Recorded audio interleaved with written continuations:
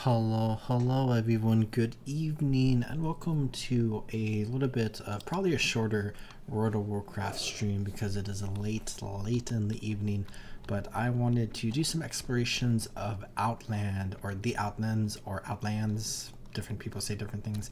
The broken remnants of Draenor, because I haven't done it a lot on this channel and Let's Play series, where I had like one old stream on like another website that I don't think exists anymore, and then I did my first like 2 YouTube live streams. I was doing stuff in Outlands before eventually going to Northrend, where I just wanted to spend some time to explore more of this continent because I haven't done a lot and I like it a lot, where we can go ahead and talk about a lot of things in Outland and in the Burning Crusade expansion.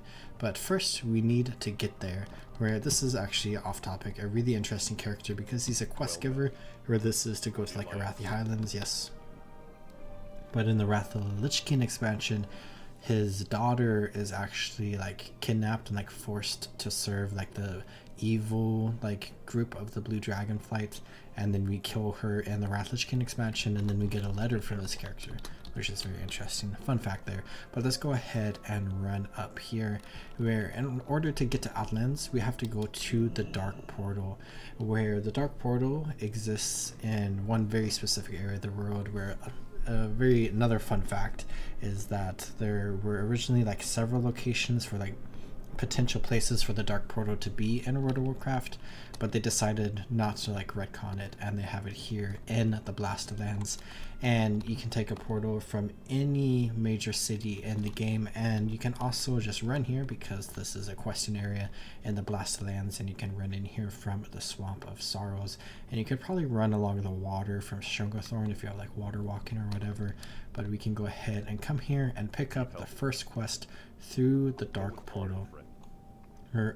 For 20 years, the Dark Portal has remained a silent monument, and we can go ahead and see this silent monument right here, and it is actually kind of small on this side, and once we go through it, it is much larger.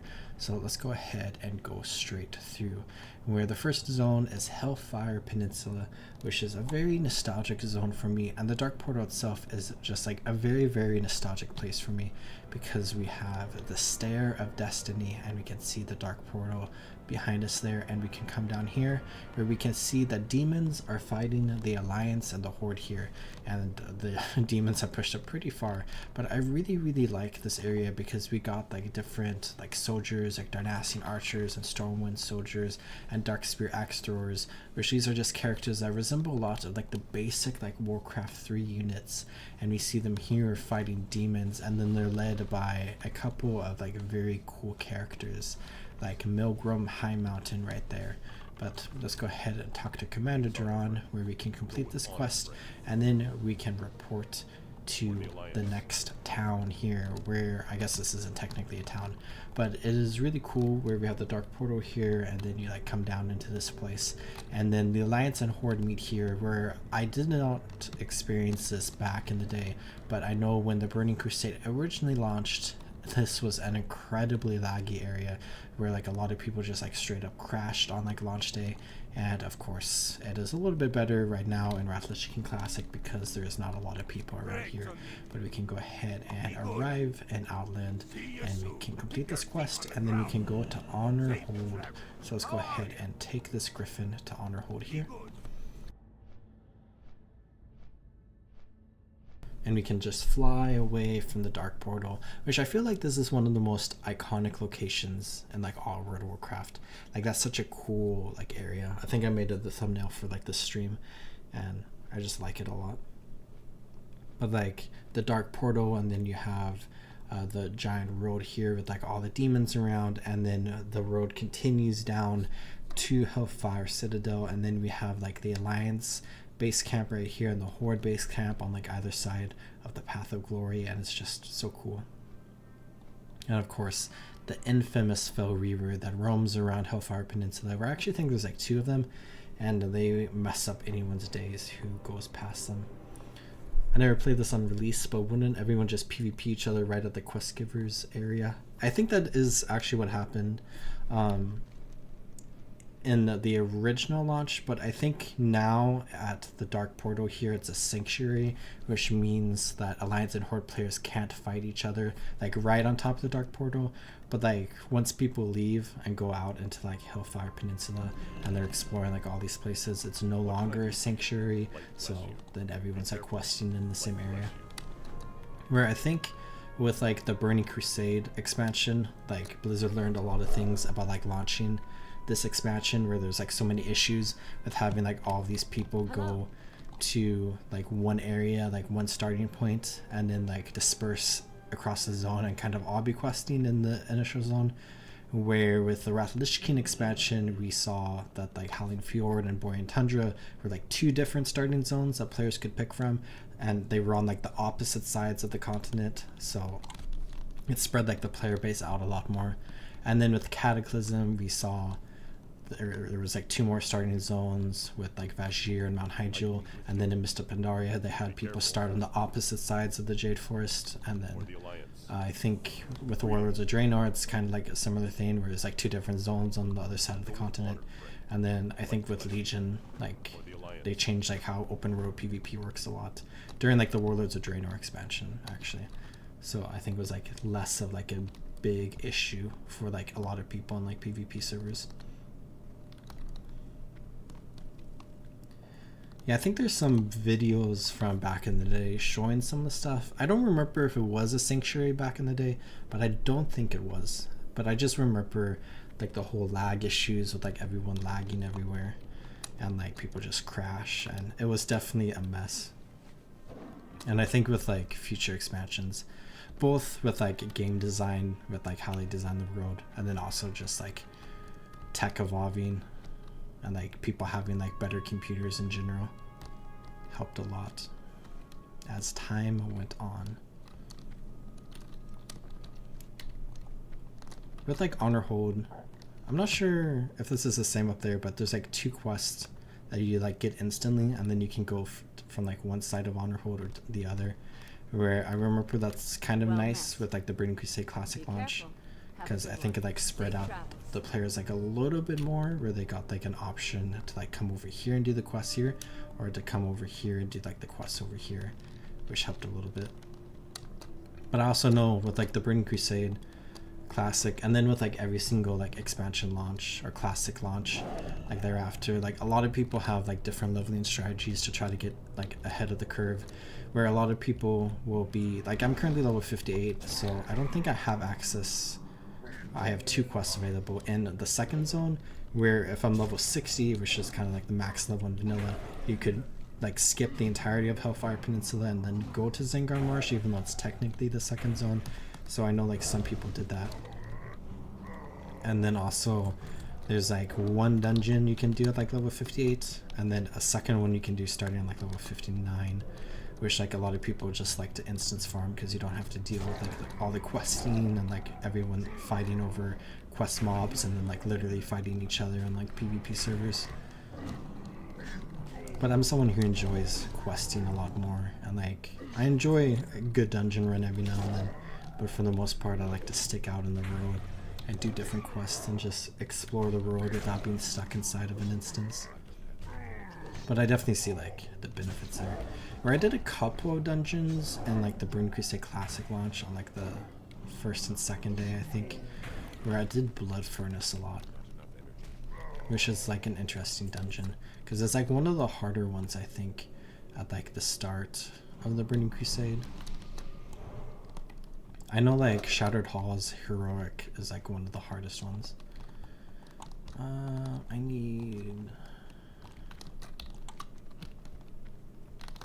did not pick up this quest. That's why I'm confused. I'm like, I need to pick up the wooden medal. We have Dumfrey, and his brother is working inside of Honorhold.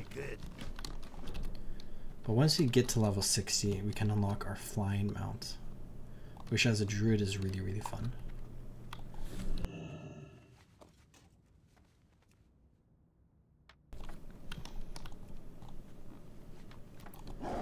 But I think the Burning Crusade is also special to me, because that's when I started playing World of Warcraft, was during the Burning Crusade. So like with Blood Elves and Draenor being introduced in the game, I have like a lot of nostalgia like seeing them around the world.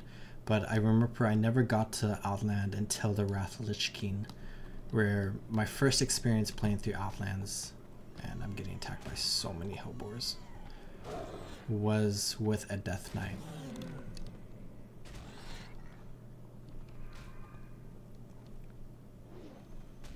Surely I'm fine here. Okay, I'm fine.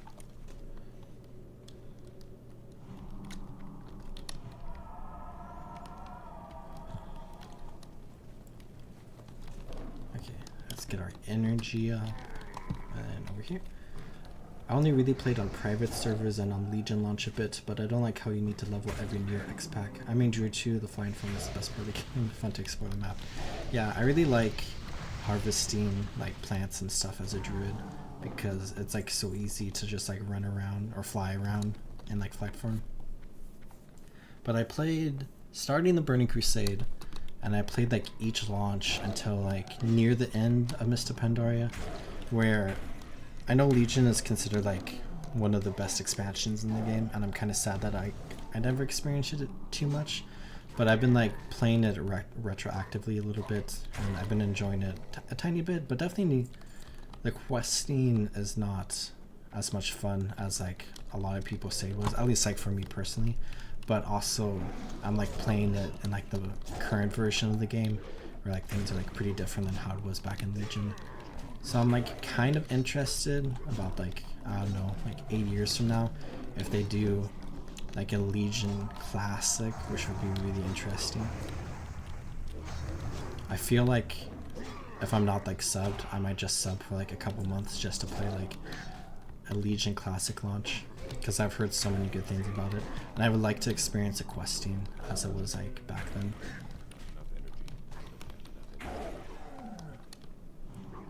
Yeah, between Mist of Pandaria and the release of Classic WoW, I played on a couple of different private servers in Vanilla and Wrath of Lich King, and I had a good time. I'm definitely like someone who enjoys like official servers more, and like playing on like official servers, but I'm really happy that like private servers exist as like an option. And also like private servers, like we see this a lot with like vanilla WoW private servers that like are kind of like vanilla plus, where they add like new races you can play as, new classes you can play as, they add like new zones. I feel like that's super cool, and I enjoy watching like updates for like different private servers just to see like the creativity behind, or like what they're putting into the game. While Legion Classic, who knows how long they are urging to do this classic stuff.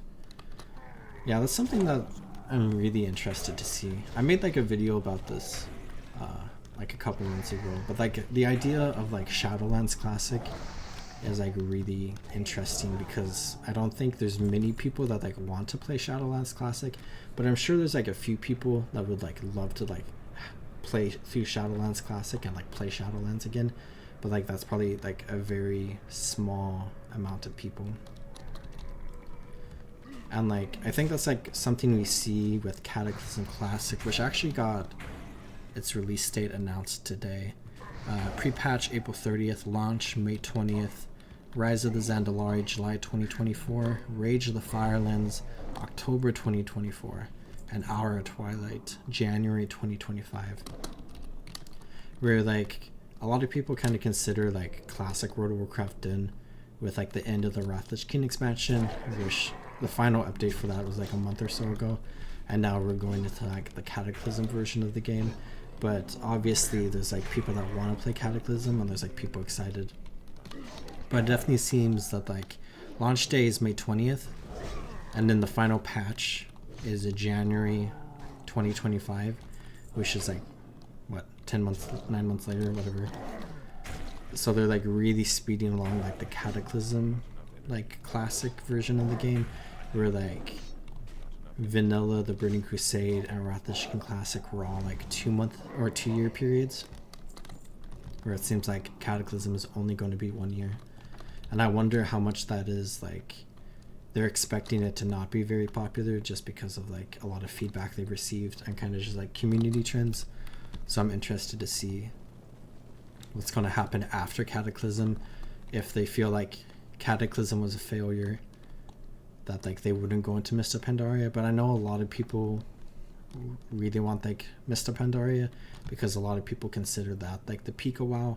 And then I think Warlords of Draenor is like one of those things, kind of like Cataclysm and like Shadowlands, where like not a lot of people want to play through like Warlords of Draenor. But then Legion is like the best expansion since Wrath Lich King, is like what a lot of people say. So I know like a lot of people would probably want to play through that. And then there's like every expansion after Legion, which feels a lot like just modern WoW, like it's the last few years or whatever. So like what's the point of classic versions of like expansions that like recently released? But then again, like by the point we get to something like Dragonflight Classic, it might be like 10 years from now. So Dragonflight won't have been around for like 10 years. Given how many players WoW still has, I am sure they will fill a server for Shadowlands or Warlords or Draenor even. Cataclysm changes the map a lot, so it makes sense I want to skip through it. Yeah. I think they could release like permanent servers of every single World of Warcraft expansion, which is actually something someone who likes preserving like games on like periods of gaming, I think would be really cool. But I'm sure they could definitely fill up at least one server for like every single expansion. And then obviously vanilla is probably going to have like the most players as far as like classic WoW goes. And then we could see like certain eras having like more players than others. Like Warlords of Draenor, you probably couldn't fill up like more than one server, especially given like how many people are currently playing Wrath Lich King. Or like, I'm not sure what the exact numbers are, but it's probably like just over one server if you like combine everybody together to have like a very full server. Or like I feel like there would be like not enough people to sustain like the amount of servers we saw with like the original release of like vanilla WoW or classic WoW, with the vanilla release in 2019. But I'm sure at the end of the day they would have people playing, which I feel like would be like a good thing for them to do for like money, I guess, because like you will get people paying subs for like whatever version of the game they want. But then I guess that's like a lot of stuff to sustain. But like I've always been someone that like really wanted to play like Wrath Lich King again, so I've been like super happy that like Wrath Lich King Classic is here, because it's like one of my favorite areas of the game. But then I feel like it's just leaving again, because Wrath Lich King Classic is no longer going to be a thing in 21 days. So then like I'm losing like my favorite era of like World of Warcraft again. Which then they could do like this whole thing again where they do like a fresh release of vanilla WoW, and then they do like the Burning Crusade Classic again and Wrath Lich King Classic again. Which I feel like is something they might do, is just cycle through these again. There are private servers that have never moved on from Wrath Lich King. The dailies alone can keep people busy. Imagine 10 plus years of people just playing Wrath Lich King. Yeah, I feel like if they kept a permanent version of Wrath Lich King, I would probably like resub every now and then just to like level a character again and like explore the world. Where I just really love getting achievements in like every game. Like Guild Wars 2, I always go for achievements, and Steam games I always go for achievements. I've been playing like a lot of Guardians of the Galaxy, and I've been going for like those achievements. And like I think a lot of that stems from like Wrath Lich King achievements, because I enjoy going through like all of these and getting like all the different achievements for like all the festivals and stuff. And I do it on like every character that I'm playing through at like that time. I like to go around to like the festivals, and I like to do some PvP and go for like those achievements and stuff. Where like I feel like, you know, for however long World of Warcraft lasts, as long as it had like a Wrath Lich King server, I would probably continue playing it every now and then.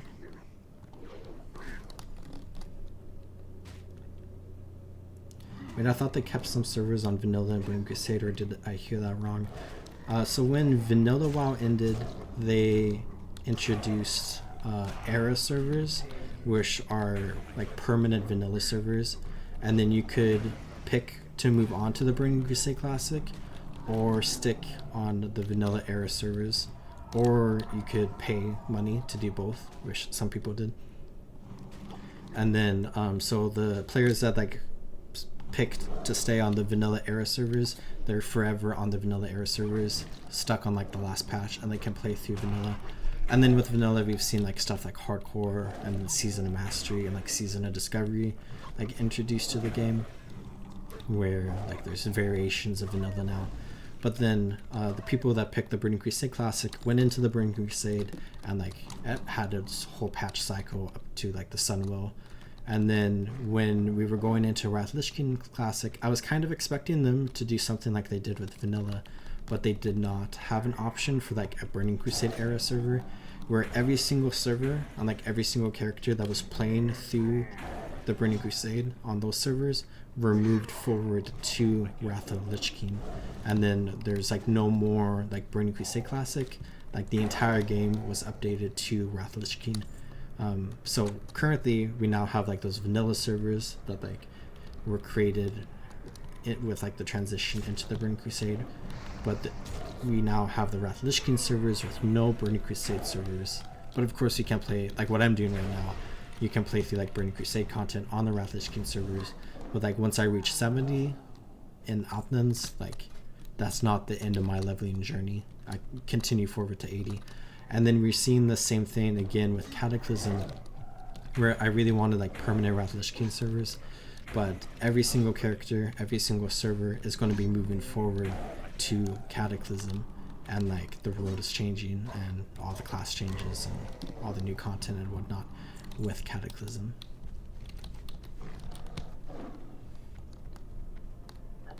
Yeah, I do think that's too bad. Like, I think having at least one server, especially since they put in all the effort to do like the Burning Crusade Classic, I think leaving like one server for people who consider like the Burning Crusade like their favorite version of World of Warcraft would have been like fantastic. And then it's also kind of like the concept of like preserving that era of the game like forevermore until servers shut down. And then like same thing with Wrath Lich King, like having at least one server for people who consider Wrath Lich King to be like their favorite version of the game, who like want to play through Wrath Lich King, they can have that server to play on. And then that's also preserving the game. Watch your back. Walk with you. Need help? See you around. I need a staff. I think I get that from the other town. Farewell. See you around.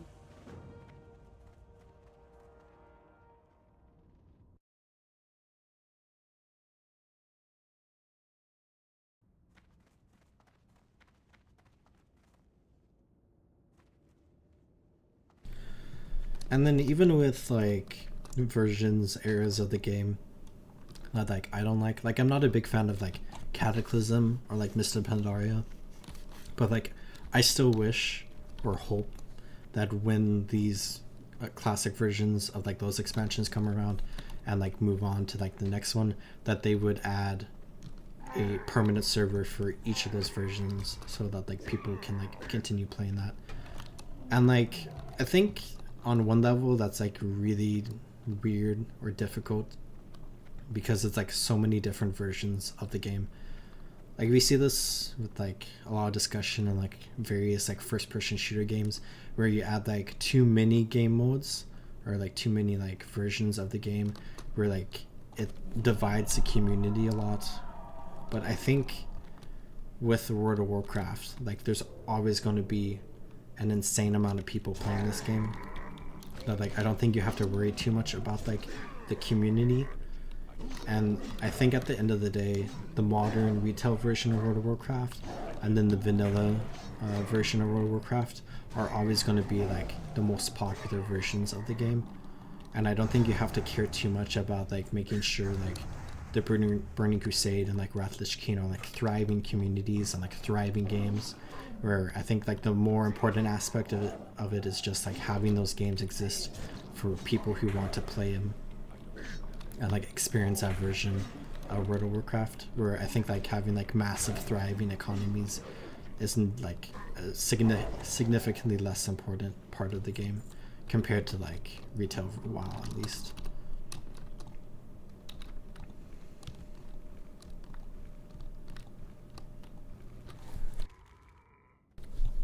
Oh, I got interrupted. How rude. And by this one too. I think there's an elite that wanders around here. They could have done it for BC and Rathishkeen at least.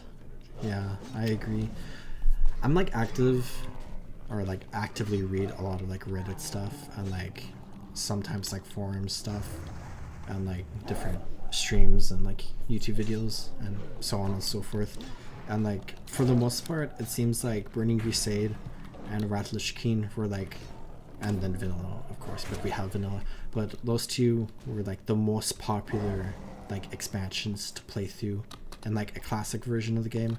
Where like there's obviously people that want to play through like Cataclysm, but and like Mr. Pandaria and future expansions, but it's like a significantly smaller amount of people than the people that want to play Burning Crusade and Rathishkeen.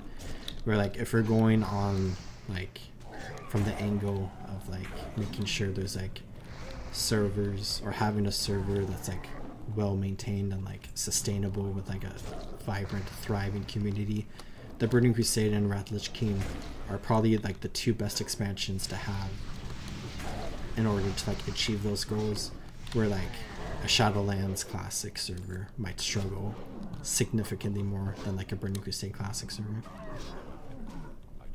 But I think, like what you said earlier, private servers have proved that like people would continue playing the same version of the game like forever.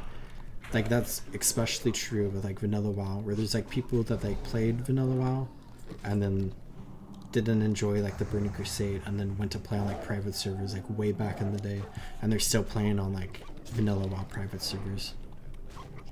But like Rathishkeen private servers have been around since Rathishkeen, and like people are still playing on those private servers. They're not tired of Rathishkeen. So I feel like there's a community there that would play Rathishkeen forever. Like I don't think I would play Rathishkeen every single day for like the rest of my life. But like I would definitely like come back to the game every now and then, you know, maybe every couple of years, and just, you know, do a playthrough where I like run through the world level to like level 80. Maybe do some Argent tournament stuff, and like I would enjoy the game, and like I would return to the game.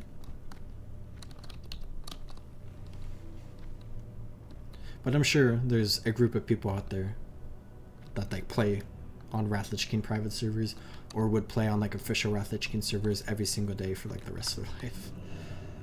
Because people enjoy what they enjoy.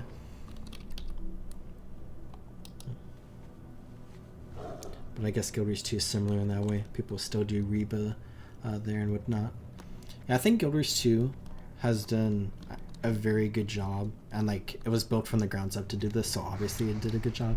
But like making sure that like old content is like evergreen, I think that's the term, where it's like consistently like playable and like relevant and not like incredibly easy. Over the last, as like the game has developed over the last like 11 years, where like Reba and like old school world completion and stuff is still incredibly relevant parts of the game, because like Guild Wars 2 as a whole has been solely focused on like the idea of horizontal progression once you reach like level 80 from like the initial launch of the game. So I think like Guild Wars 2 has done like a really good job at like maintaining like every era of Guild Wars 2. Like Heart of Thorns is still relevant, Path of Fire is still relevant, End Dragons and Soto all relevant. And then there's like something you could say about like how the game feels from like version to version of Guild Wars 2, where like the game is definitely incredibly different nowadays playing through like Caledon Forest than it was back in 2012, because we have elite specializations, we have mounts, and we have gliding and stuff like that, where it's kind of like going to the Burning Crusade in the modern version of retail WoW when you're like fully decked out in like Emergisil gear from Dragonflight. Like you're just going to annihilate everything. where in like Guild Wars 2 I think has done like a really good job of like maintaining balance, but there's obviously like power creep that exists in the game. Like dungeons are significantly easier nowadays than they used to be. So there's like a little bit of debate to be had to like have like old school balance and like having Cursed Shore and Frostgorge Sound be like the main like farms in the game and like stuff like that. But I think ultimately not too many people like care about like a hypothetical Guild Wars 2 classic, for example, where I think for the most part like all the content in like the original launch of Guild Wars 2 is like still good, and I don't think too many people care too much about like how the game played like back then with like 5 gold You need precursors or whatever. Farewell. Light bless. When precursors were like so cheap to buy. I think like there was a precursor that sold on like launch week or whatever. Someone got a precursor and it sold for like 50 silver because that's how the economy was at the time.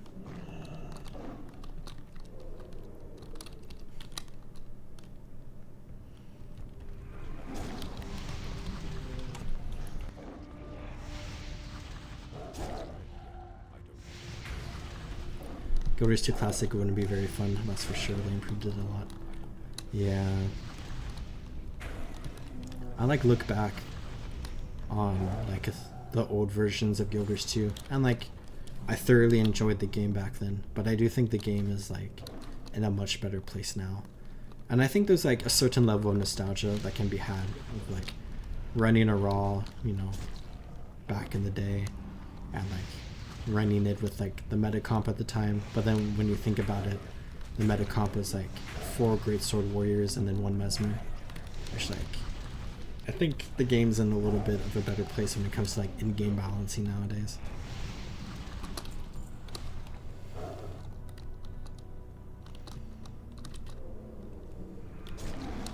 And at the end of the day, a raw is still like relevant content, and like you could always run 4 Great Sword Warriors and a Mesmer through there if you wanted to. Which like, in a way you can kind of do that in like older versions of like World of Warcraft and like the modern day version of the game, where like you can go to like Outlands and you can like level up to like the max level or whatever, or like right before the max level, and then you could turn off like your experience gain, and like you could have a community of people that like do that, so then you can do raids like together from like that version of the game, which is something like you see every now and then.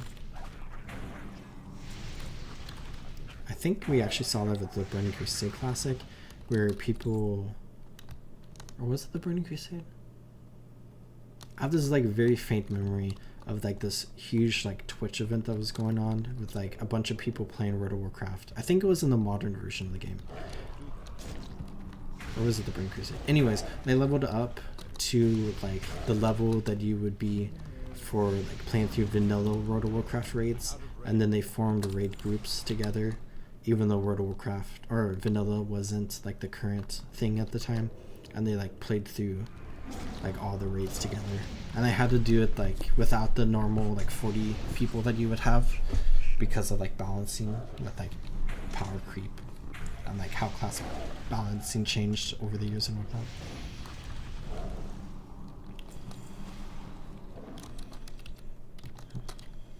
Dread Collar.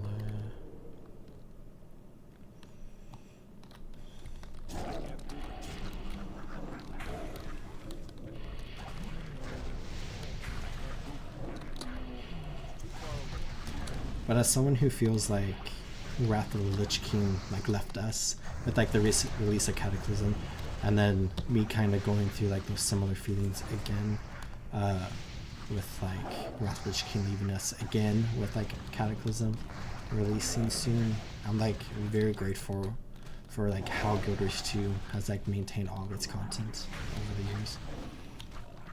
Because I still do like old school world completion pretty often.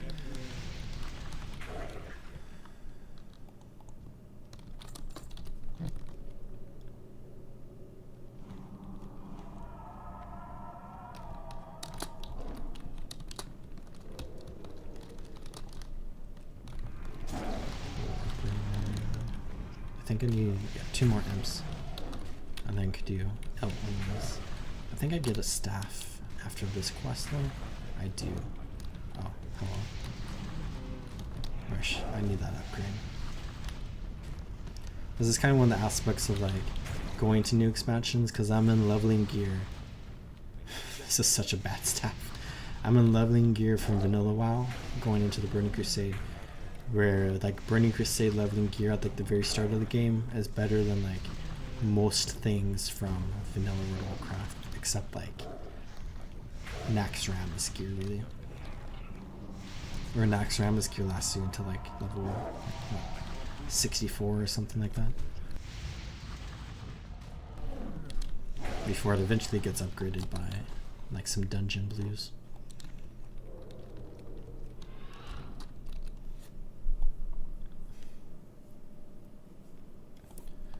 Whereas in Guild Wars 2, you get ascended and then you are good.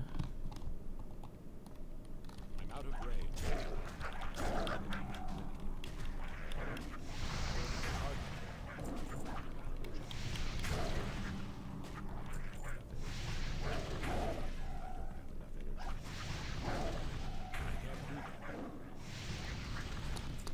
Okay, one more. Oh, there's an imp right there. I did not see this imp at all. I need like 70 energy in order to do Feral Charge and then Ravage. Which is like, I don't know. I'm like just playing a casual like Feral build where I'm not really putting in like a lot of effort or looking at any guides or whatever. And like that's my opener. I don't know if it's a good one or not, but I haven't died yet this stream. I'm just gonna knock on wood there.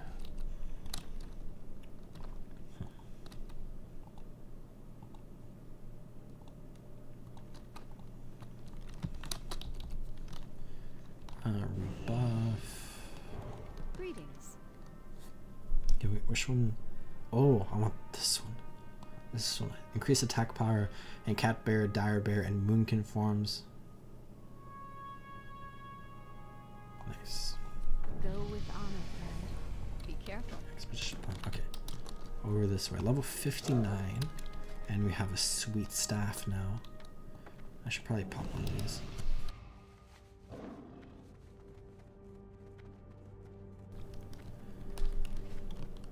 You certainly make it look effortless. Thank you.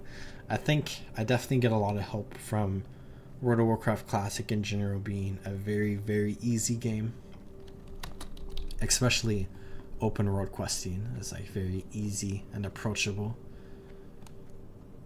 And it only starts getting hard when you start doing like heroic dungeons or like raids. But even then, it's still pretty easy compared to like some Guild Wars 2 raids and like modern WoW raids and stuff. How are ya? Watch your back. See you soon. Need help? Go with honor, friend. Okay, I think I need to get a cursed talisman, and then I need to bring it back so I can complete the quest. Because then I get a new quest, and I wish I was level 60. Maybe I'll pause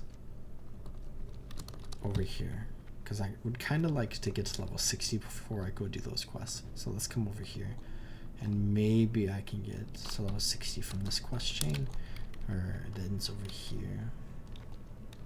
Void Ridge. I actually don't think you go there as an alliance character. Okay.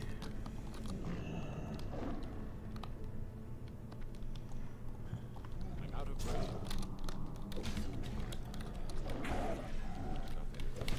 Yeah, I think throughout my entire time playing World of Warcraft, I have rarely run a meta build.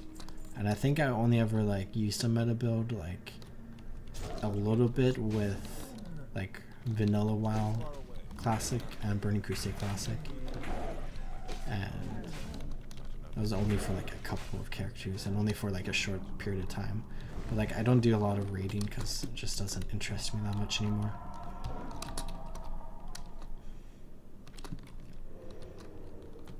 I feel like I must have ran some sort of decent build like way back in the day when I did raids, but like I don't think I did. So I must have been rocking either a really whack build or I was somehow like really good at like making a build. But the Guild Wars 2 I definitely run meta a lot more. That's like my Let's Play series. I'm kind of just doing, you know, whatever feels good to pick with like traits and skills and whatnot. And like I'm partially like trying to like use every single skill and like a good chunk of the traits to like experience them all. But I do definitely just run meta builds in like the open world or whatever.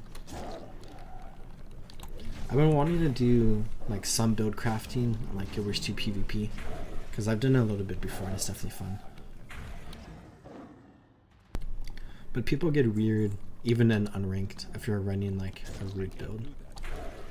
So that's kind of unfortunate.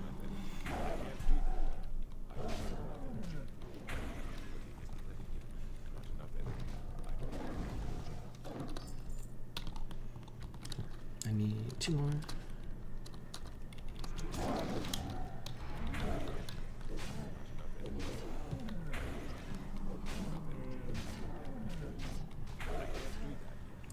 I know there's a rare that walks around here.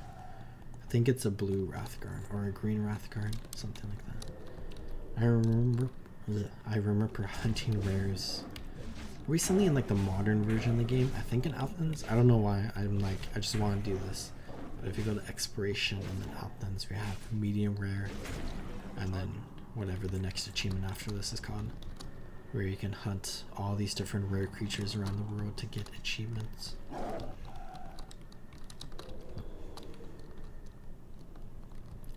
I remember like loading up my modern WoW character after like a long time of not playing that character and like looking at all the achievements that I hadn't done like way back in the day, and I think for the most part I haven't done too many achievements because I don't play modern WoW that much, but like there's a lot of achievements that I'm like, wow, I never did this, because it's like pretty easy from like the areas of the game that I was playing.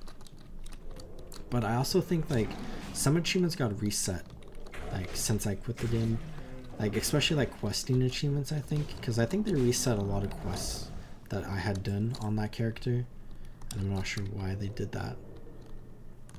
But I remember, especially in like the Burning Crusade areas and in like Cataclysm areas and in Wrath of Kin areas, I remember quests that I had completed on that character that like I could do again, and then I remember googling it a little bit, and it seems like some people's quests over the years got reset after having not played for a long time, and I think it's mostly like a bug / accidental thing.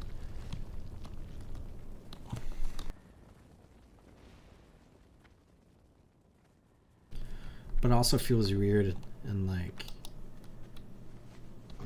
the sense that like I enjoy like being a completionist, I guess. So then I have like all these quests that like are in zones that I haven't completed, and I haven't completed the zones, where I haven't gone around to do them on that character, and I feel like I probably never will.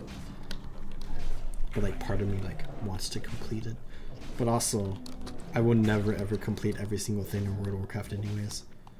So I've kind of like grown to the point where like I don't care too much about like achievements and like completing everything in like World of Warcraft, where I more just do like what's fun and like what's speaking to me in the moment, and like setting my own goals and like working towards accomplishments that like I want to achieve, which is kind of like a thing that I do in Guild Wars 2 a lot now, where like I still definitely go for achievements like all the time in Guild Wars 2, but I don't feel too obligated to complete every single achievement in the entire game, since I never will, especially since like there's still old school achievements from like the Living Road Season 1 days that like aren't in the game, so I will never get those. But then also like the achievement to like collect every single Generation 3 legendary weapon and all of its variants, like that's a title that I'll probably never get, maybe one day in the future if Guild Wars 3 releases and Guild Wars 2 is in maintenance mode. I might stick around and just work towards completing the entire game, since I won't have to try to catch up to like new expansions releasing and all the content and items and achievements that they add with each new piece of content.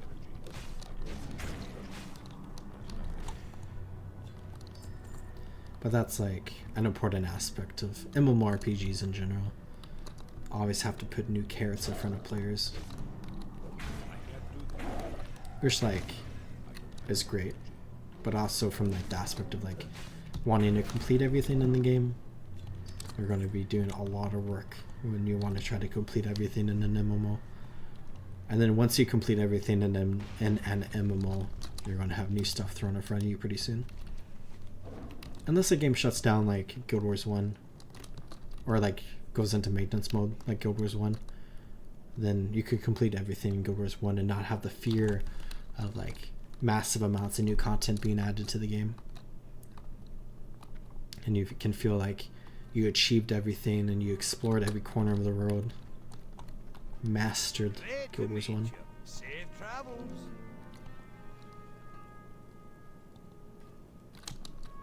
I think this is better. Off with you. Safe Okay, travels. bombing See right you soon. now. So I'll speak to the wound commander, and then I should throw this smiley face bomb onto my action bar there. And then I think this is a good opportunity for a water break.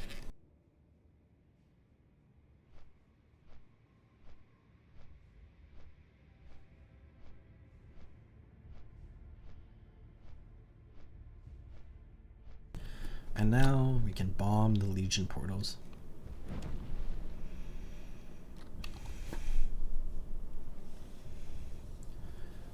I feel like Hellfire Peninsula is like a great starting zone for like the way that Outlands is designed, because you start here and like the edge of it and you work your way through Hellfire and you eventually reach Zengar Marsh, where it's kind of like the road is your oyster at that point, where there's like so many different like ways you can go. Like I explored a lot of Blade's Edge and Netherstorm on my human warrior character on streams like many months ago, where I think I kind of want to go like the other way on this character, where I want to do Hellfire, then Zengar Marsh, and then explore some Terracar and the Grand, and then finish things up in Shadowmoon Valley.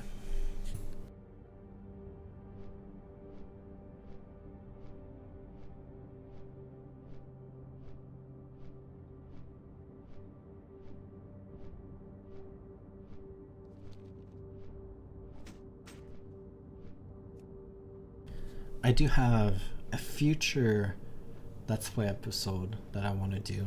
That's not like a full Outlands Let's Play, but there is a little bit of stuff that I'm wanting to do in the future Watch here, your back. which I'm excited to eventually get to one day.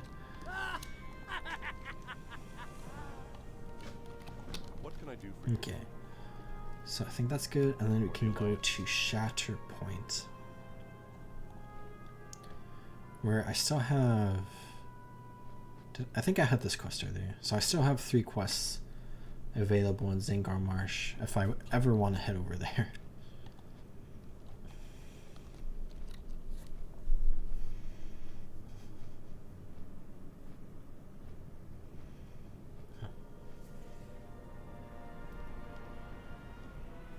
But I think if I do this quest chain, which will take me back to Daneth Trollbane, a very important Warcraft 2 character who hangs out here in Honorhold.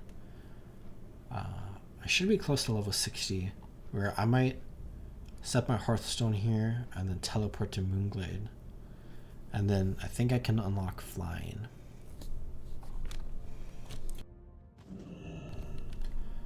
But let's turn this quest in and then talk to the commander in here, and then we're going to have another mission. Or you can do this mission, and then we're going to go over to Off with you. You got my near attention. Thralmar. Watch your back. No. Or not you. I was almost bad. But you, Abyssal Shelf. Okay. Keep your feet on the ground. So let's throw this bomb onto my action bar. And then we need a bomb. 20 peons, 5 overseers, 5 fell cannons.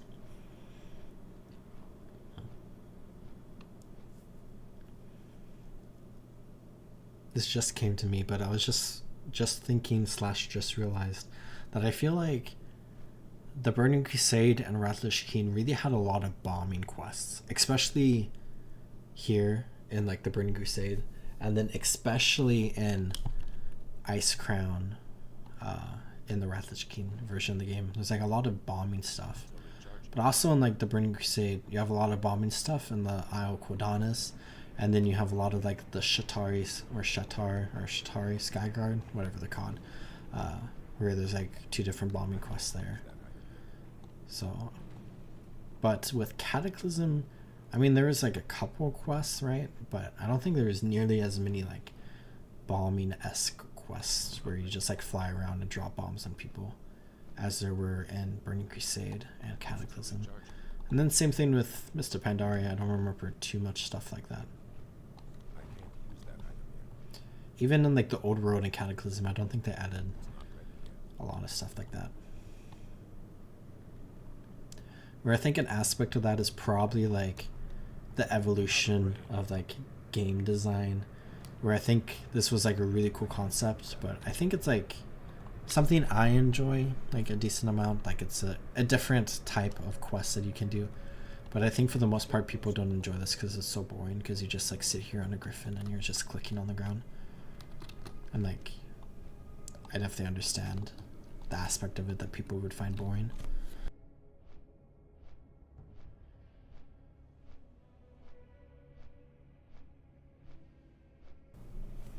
But I think that's like a really fun thing about like playing through like each version of like World of Warcraft, and like that's an aspect of having like permanent servers for each version, where you can see like the evolution of game design over the years, over the expansions, with like how questing changes, like from like the very like basic level of like the different system changes, and like how a lot of questing nowadays is like very like campaign based, which was not the case until like Warlords of Draenor, I think, was like the first like big campaign, but like they started like testing a lot of that type of stuff with like Mr. Pandaria, and then down to like the nitty gritty of like the design of like different quests and stuff, like I just talked about, like bombing runs and like bombing quests.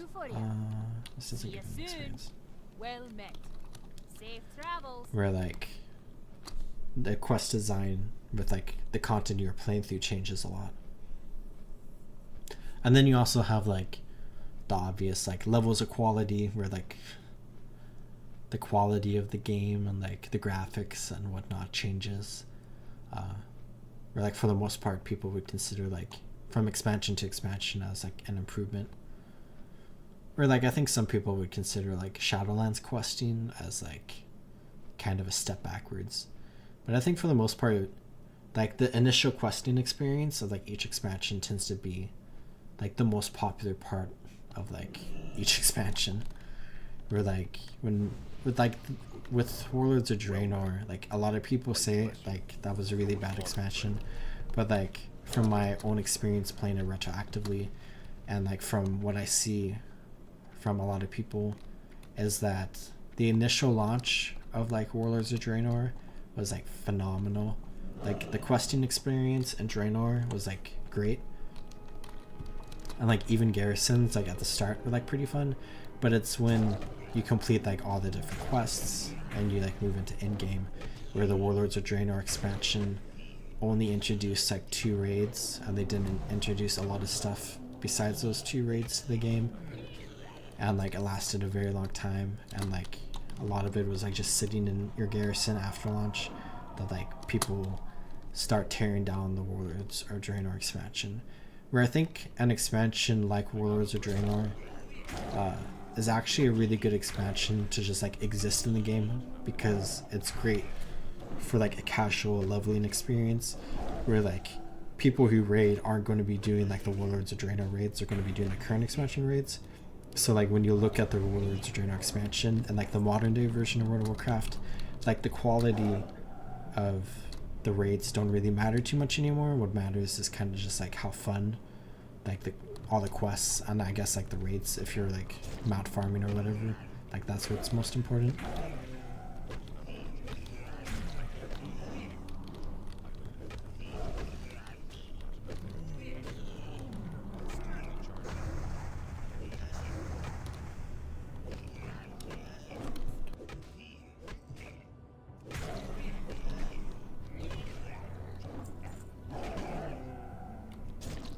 I think that's kind of an experience I had with Battle for Azeroth, because I released a short like talking about like my experience playing Battle for Azeroth as like someone who never played it on launch, where Battle for Azeroth is a phenomenal leveling expansion, but where it's weak is in like every other aspect of the expansion. But like in the modern day version of World of Warcraft, like the things about Battle for Azeroth that like are most important are like the map design and like the graphics and like the quest design, which were like Battle for Azeroth's like biggest strong suits. Where like the raid design and like the in-game systems with like the Heart of Azeroth and Azerite whatnot like don't really matter too much anymore, because like with like raids, like nobody does like the Battle for Azeroth raids anymore, and it's not like current content. And then you don't have to feel bad about like the release cadence of Battle for Azeroth, since it's like all done, and like people really only care about the release cadence of Dragonflight right now, because that's the current thing, where Battle for Azeroth is just old content you can return to. I'm out of range. So I had like a really good experience like playing through Battle for Azeroth like retroactively, because like the questing experience and like the map design and the art are all fantastic, and like I enjoyed playing like through the quests, even though I don't like enjoy like the modern WoW gameplay a lot. I still enjoy like exploring the world, and like I kind of want to do a little bit more, and like I did a little bit more after that short released, and then I haven't played too much in modern WoW since then, where I was like doing a little bit of stuff in Legion, but I want to continue exploring Legion a little bit more for that short, and then Warlords of Draenor, of course, because I haven't got into that yet, except for like the bit that I played when I first came back for Classic in like 2019. But like I released my short about Battle for Azeroth, and like I said like good things about the expansion, because like the things that like matter the most for like someone like me who's like coming into the game late, or like for people who are like returning to the expansion to like play through the questing experience and whatnot, like the parts of the game that like you interact with are like phenomenal.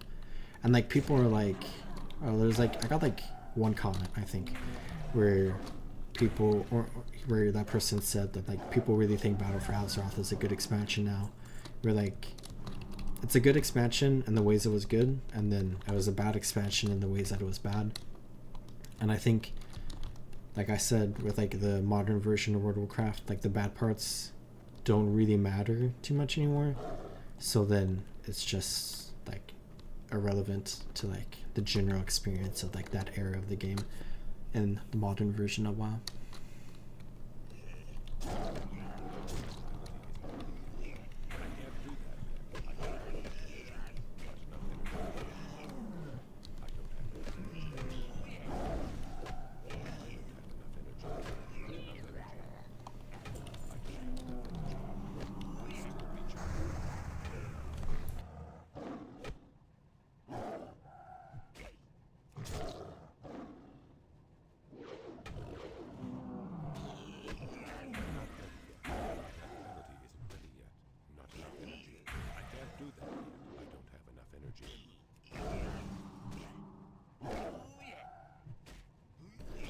Okay, I'm over halfway to level 60, so I think I'm making good progress there. I need 3 more of the servants. I was trying to avoid the full cannons, but I might have to dip into them a little bit. But I'm very excited for level 60, because back during the Burning Crusade, and the Burning Crusade Classic. You had to be level 70 to unlock flying mounts, but with Wrath of the Lich King, you have to be level 60.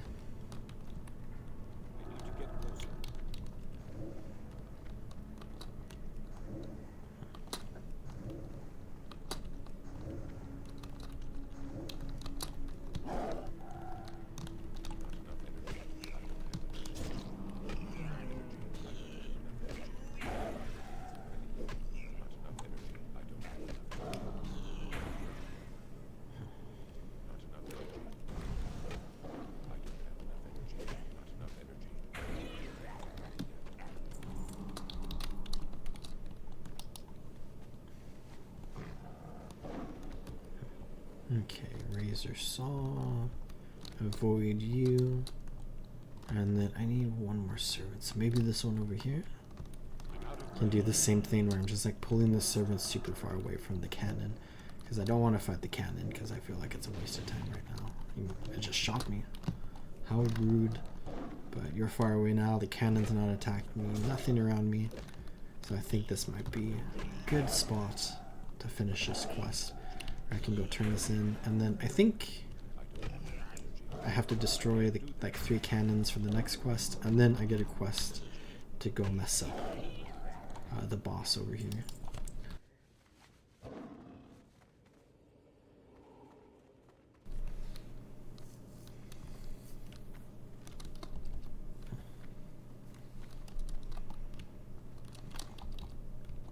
Hello, Field Marshal Brock. Be careful. We just became friendly with Honorhold, and we can now kill 3 cannons for the quest, where I just cleared out this entire area actually, and they're starting to respawn, but I think I can get to this cannon and then that cannon, and they're defenseless right now because I just killed everything else for the previous quests. So I think this is a good opportunity. Can they bleed? I don't think. Oh, they can bleed. How nice. It's like good too. But this will be a good opportunity to get 2/3 of the way through this quest, and then I'll just have to kill one more. Yeah, that's like an aspect of Guild Wars 2 that like was so interesting for me from like the perspective of like a World of Warcraft player, where like a lot of like old school like World of Warcraft like combat systems, which makes a lot of sense from like a D&D perspective and stuff. But like, you know, fire elementals can't take fire damage, or like water elementals can't take like frost damage or whatever, which is like fantastic from like a D&D perspective. But from like a very casual, I guess like MMO thing, with like how the community and like MMO players have like developed over the years, like people don't enjoy those systems because like if you play a frost mage, you're always going to have a miserable time like fighting a water elemental, which like I definitely understand people's plight there as someone who played a frost mage for like 52 episodes or whatever for a Let's Play series, where I definitely struggled against all the water elementals in the game, and I'm kind of having that struggle with like fire elementals on my fire mage in Season of Discovery. But also I really like that aspect of like the game because like it makes a lot of sense, and then it's also like another RPG aspect. But I think at like the end of the day, with like the modernization of like MMOs, it's probably ultimately like a good thing because it makes the game more accessible, and like it makes combat less of a nuisance, I guess, when you don't have to worry about like some of your skills just being completely out of the question. Especially for a game like Guild Wars 2, where you have like such a limited skill set, with like only having like I guess 10 skills, but then you know there's the whole weapon swap and then like different profession mechanics and stuff. Okay, can we kill this fell cannon? And then I'm getting attacked by the Sister Reef, and then I have this dude right here. Can I just bail? Can we escape? I think there's a clearing right here, and they're going to turn around, aren't they? They're not going to. Oh, okay, they turned around. Okay, let's mount up, and then we can go turn this in.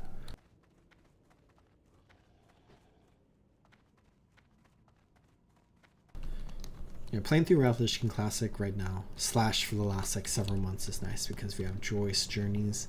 Experience gains increased by 50%, where I would not be this close to level 60 right now, and I probably wouldn't even be streaming today if we didn't have Joyce Journeys, because I wouldn't be level 58 to start this stream.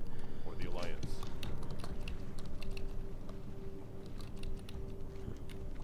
Okay, over here. Let's start this quest. I guess we should check out, well, Outland's exploration. We have Explore Hellfire Peninsula, where I'm less than halfway through. But if we come to quests, where I guess quests in general, I've completed 433. But so far in Hellfire Peninsula, I've completed 19 this stream so far. About to be 20, which means we'll be a quarter of the way through the map in just over an hour-ish. We probably won't complete every quest in the map.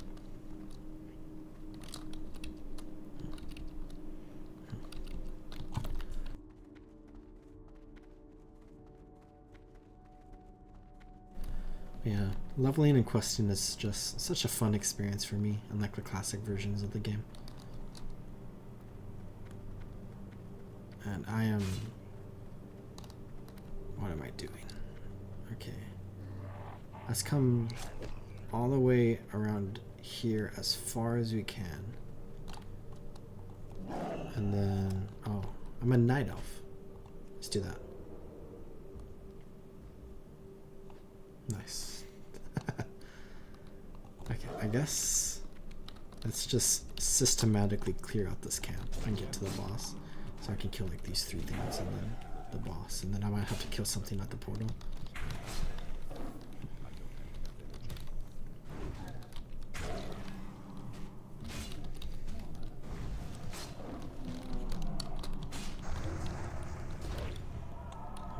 I have to make sure I don't fall off this giant cliff that is also right next to the void of the Twisted Nether where you just die if you fall into it.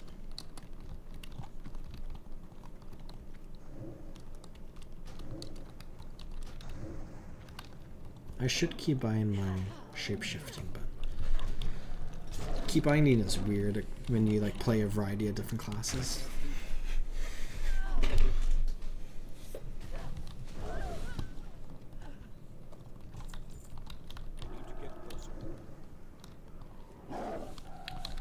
I mean, at this point, I might reach level 60 just from killing these things.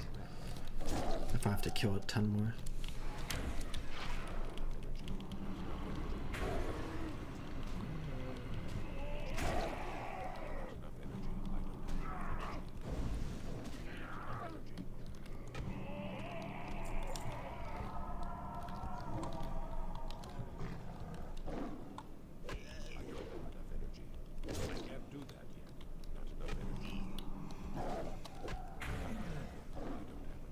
Ooh, all these places are contested by the Horde, so I could do Hellfire fortifications if I wanted.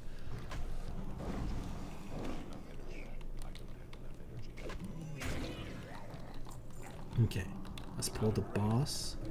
Level 62.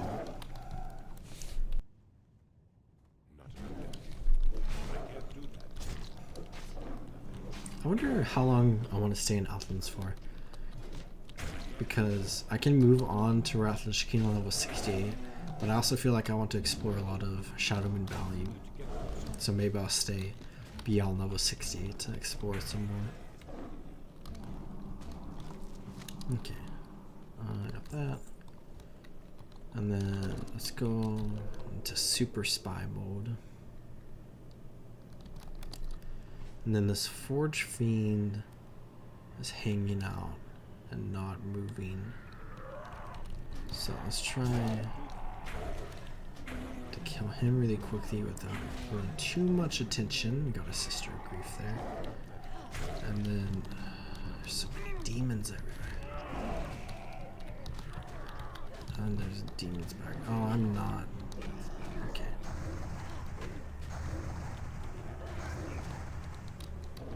This is a little tricky.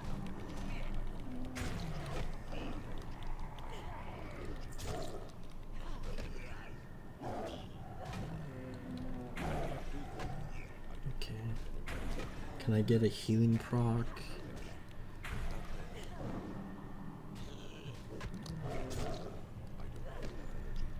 Okay. Okay, nice. There we go. And another demon. Okay. Yeah, with whatever talents I picked here. Oh, I can pick a talent. I think I've done a pretty decent job. Oh. Okay. Well, I killed the Sister of Grief. Okay, he's walking away. Let's use my healing build, which will probably get replaced soon. Close this, and then can I read dismissive? Okay, let's try to get on our mount, and then let's try to escape out of here. Oh no, okay. Okay, I broke free right there. Keep this. Can I keep here and then travel form? Because my sprint ran out. And then I think best bet is running up here. We're almost out of mana. Can I? Okay, nice. And then, unless I get dismounted again, should be able to just run back to camp over here. I'm very close to level 60. Which I think, like, exploring the world without flying mounts is, like, definitely a great way to experience the world. Because I think flying ruins a lot of, like, the exploration aspect of the game. But I'm not in the mood for not flying in Outlands right now, so. When I get to Northrend, I might. I haven't decided yet what I want to do. Because, like, Greetings. I guess when the pre-patch comes around, flying to Northrend is going to be a lot cheaper. Okay, so I've completed all the quests here, and now I think, do I have to run all the way back? I feel like there's supposed to be somebody who will fly me back to Honorhold, What can I do for you? but it doesn't look like it. I guess we could explore Thrallmar on the way back, so it's uncovered on our map. So let's make the journey back.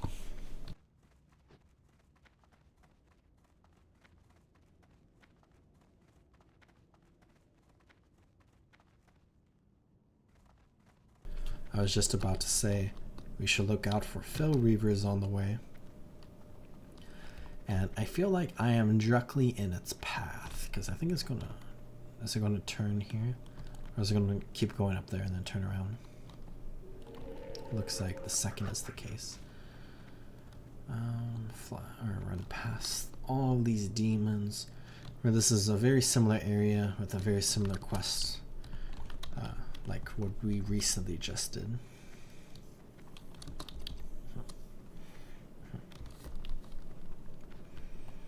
And I think a lot of the quests at like the very start of Hellfire Peninsula are like very similar for both the Horde and the Alliance.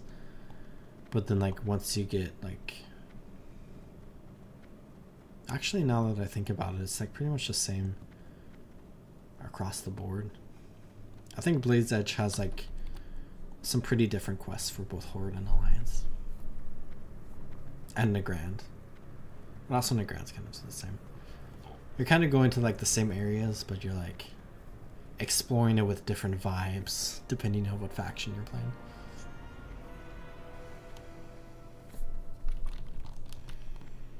Okay, I need like just over 10,000 experience, and this is going to give me half of that. So I might have to come out and kill a few mobs. But there's also a bunch of quests that I can do here now.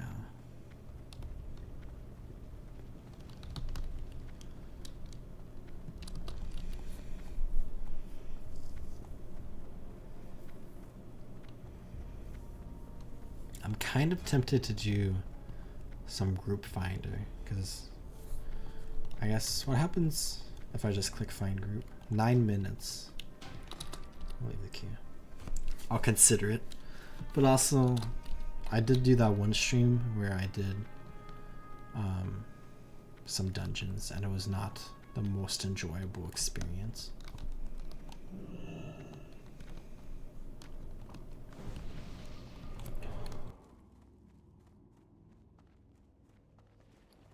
Erator the Redeemer, son of Turalian and Ilaria, who might actually be an important character in the upcoming The expansions. light embrace you.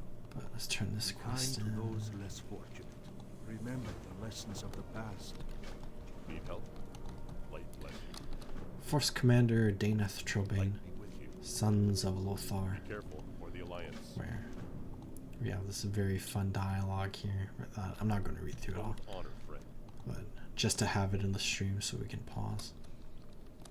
Light bless you. Where I think Trobane is a pretty important character in Modern WoW. At least in Battle for Azeroth, he played like a decently big part of that expansion, I think.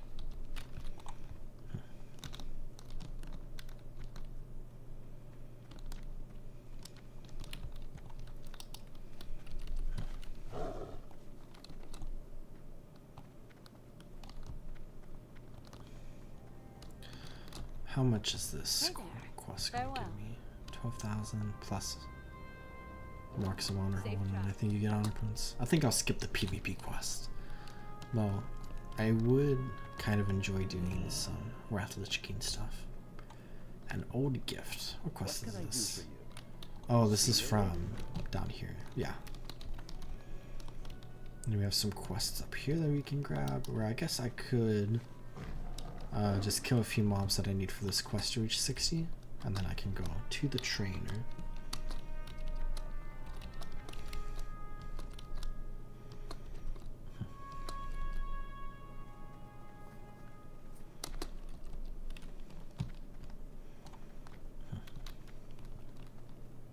You need something? Have See you this around. one. And then we have the mines over here.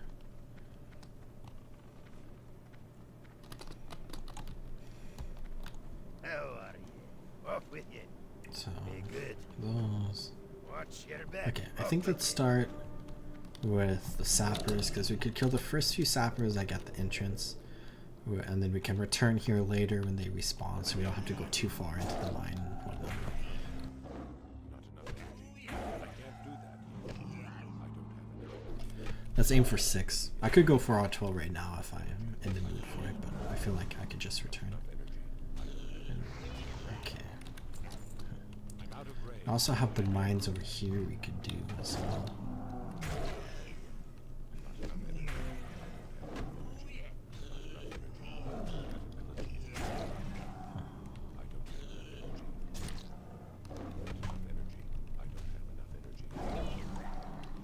Heal up. Maiden of Pain. Very similar to Sister of Grief.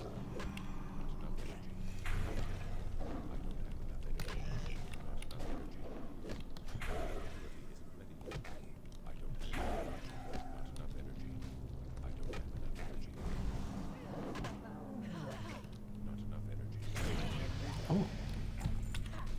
Level 60, which means we can get Berserk. When activated, this ability causes your Mango Bear ability to hit up to 3 targets and have no cooldown, and reduces the energy cost of all your cat form abilities by 50%. Lasts 15 seconds. You cannot use Tiger's Fury while Berserk is active. Clears the effects of fear and makes you immune to fear for the duration. Okay. So basically, reduces cost of energy. It's kind of sad that I can't use Tiger's Fury at the same time, but I guess that's a certain level of balancing that exists. Feline Grace, reduce damage from falling. That's nice. I kind of forgot that existed. It's too far away. I can't do that.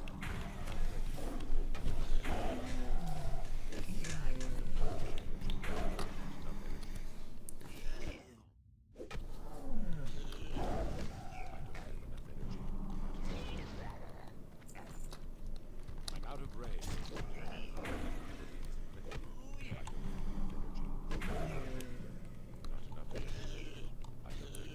These have always been like really interesting demons for me.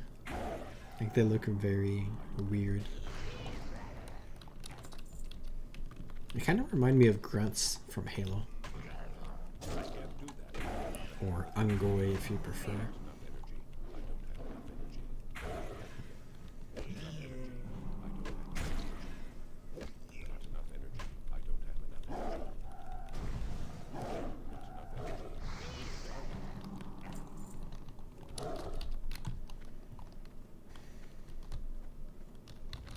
energy. How there's a well in here, but it's just going into the wood right there.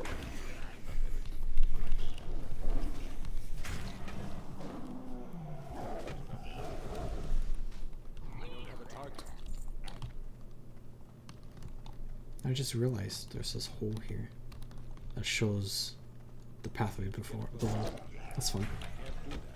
The small details of the world that you don't notice in the first 50 playthroughs, but in your 51st playthrough, you notice it. Okay, let's return later. I killed 8. So we can get the first 4 at the entrance here. But I want to go set my Hearthstone to honor hold, and then let's go to Moonglade.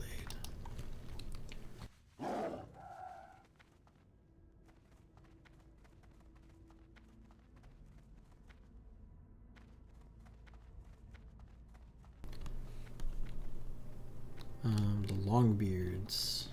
Oh yeah, we can pick up this quest. We just unlocked a lot of stuff from reaching level 60, where we can start doing Zangar Marsh if we wanted, but I think I'll wait.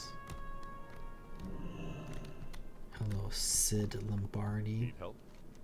For the Alliance. Pick up this quest, make honor hold my home, Honor, friend. and then let's go over here. Oh my god. Not the Hearthstone. I'm glad I caught that just in time. Teleport Moonglade.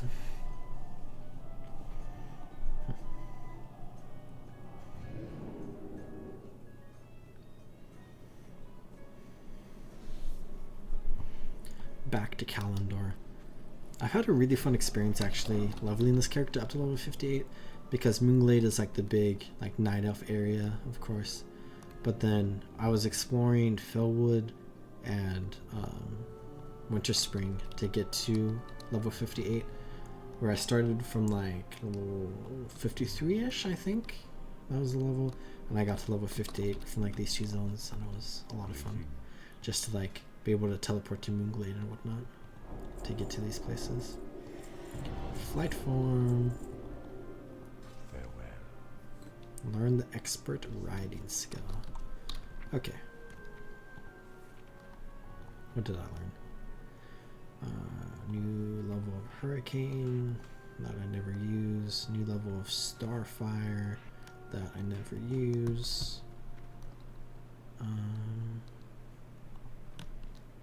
New level of Gift of the Wild that replaces the things here. New level of Healing Touch.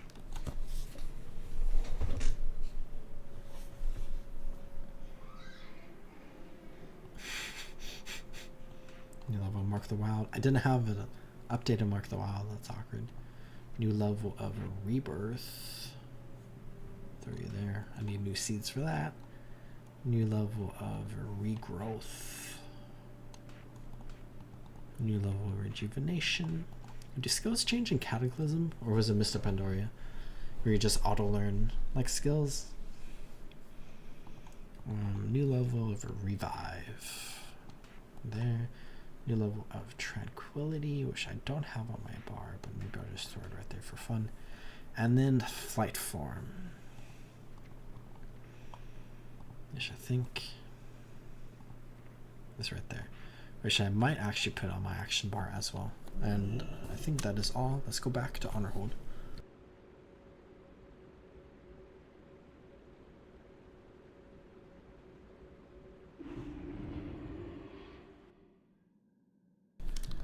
Wish I might take a moment just to sell all of this. Oh, this only lasts 2 hours. Maybe we should go do that quest. And then I guess I could just sell these. And I don't think he sells. Yeah, okay. And then organize this a little bit, do a little of that, and then Careful. let's check out Flight Farm, which I haven't used Flight Farm in a long time because I haven't gotten a druid up to this level in a long time, at least in like the Burning Crusade. But we can click it, and then we transform into a very fun bird. Which I think this model changes in Cataclysm actually, or in Mist of Pandaria. It's definitely different in the modern version of the game, but this is just really fun. But like a really fun thing that like people enjoy doing is like just flying high up, and then you get out of flight form, and then you get as close to the ground as possible, which I didn't get that close. I kind of chickened out. But then you transform back into the flight form.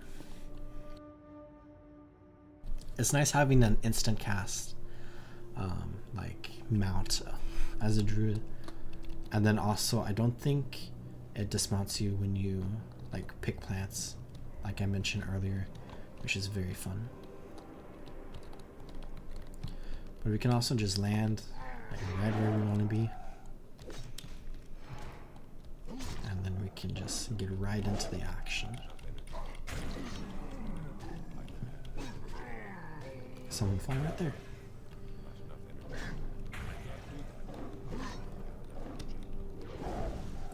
I think in a lot of ways, Wrath Lich King Classic feels pretty dead, but there's still like a decent amount of people like leveling and like exploring the world and whatnot.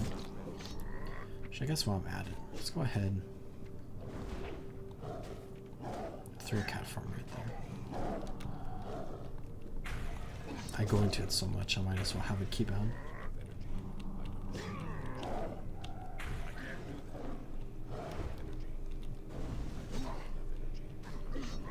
And now that I think about it, oh, I got my Curse Talisman. Let's go turn this in first. I was going to say I should be landing at all the towers and marking them and just killing whatever monsters around the towers. Can I help you? Be careful. Have a good one. Cursed Talismans. Okay. So I need to get 12 of those.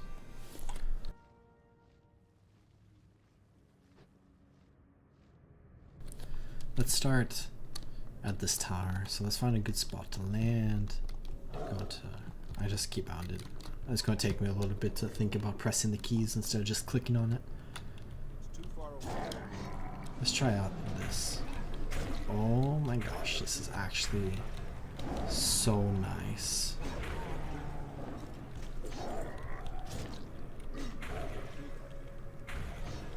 It makes Mango is only 17 energy. That's so nice. Back up to 34. Okay, that is such a nice skill to have. Oh, I'm getting attacked again. That's okay. Oh, that's not okay actually.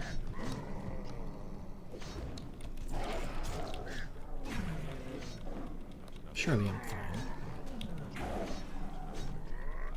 If I can... Okay, now can I get the bite off? Okay. Heal. This build is so nice. I clicked it again. I will press the keys once this stream.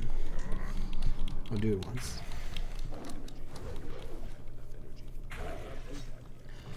Yeah. This build that I just randomly pick points for is so nice. This is such a fun class to play in this version of the game. I also like it in vanilla a lot. I played it a little bit in retail, like Druid in general. I like played like all the different specs for just like a little bit while questing, and I was not enjoying it as much.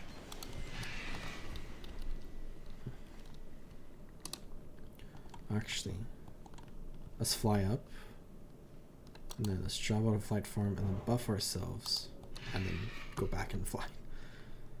That's a very fun thing with flight form too. Okay, ready? Let's drop out of flight form, go into cat form, and then start attacking.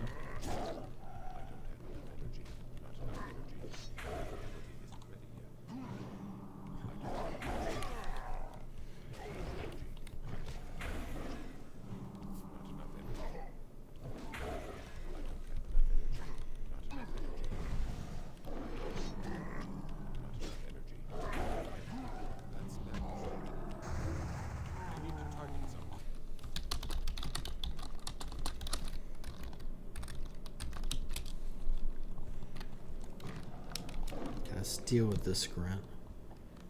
I'll just sit here for a second. Stretch a little bit. Gotta let the energy build up.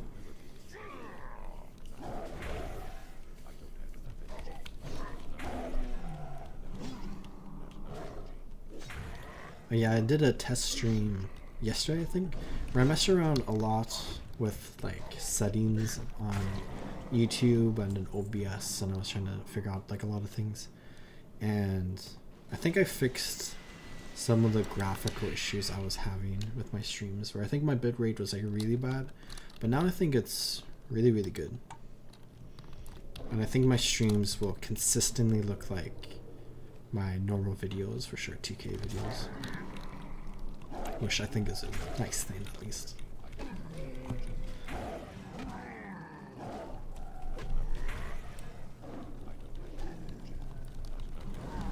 I might listen to this stream a lot to like check out all the audio stuff to make sure the audio is fine.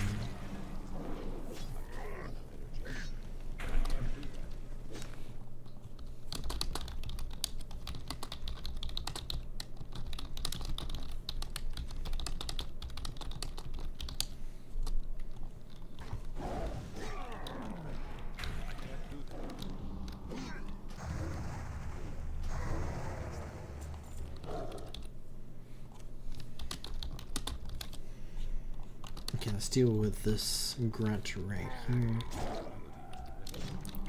Or I guess I should kind of decide what quests I want to do.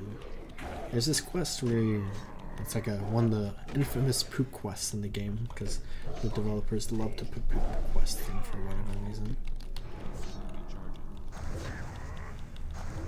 But I kind of want to go to like the western half of Hellfire, and you could do some stuff around there maybe.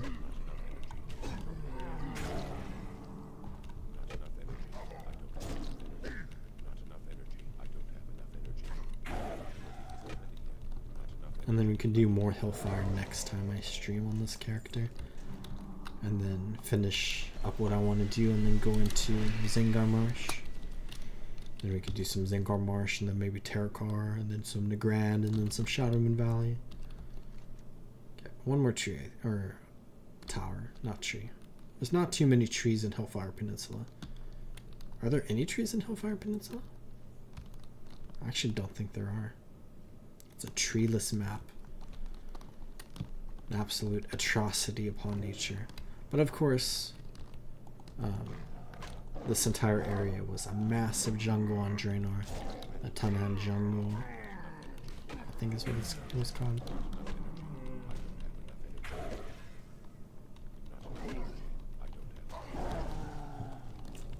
I think there's more quests here to do. In like this specific area of Zethkor on a Horde character than there is on an Alliance character.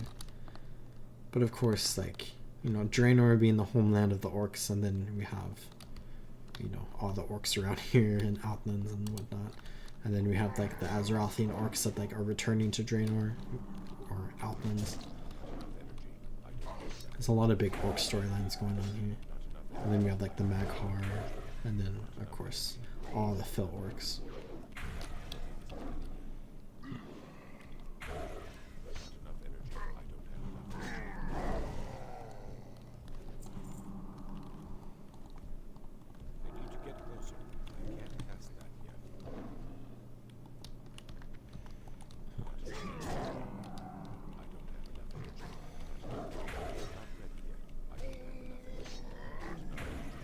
I think the story of Outlands too, like, it confuses a lot of people, and it's definitely like a little jumbled, which kind of fits into like vanilla.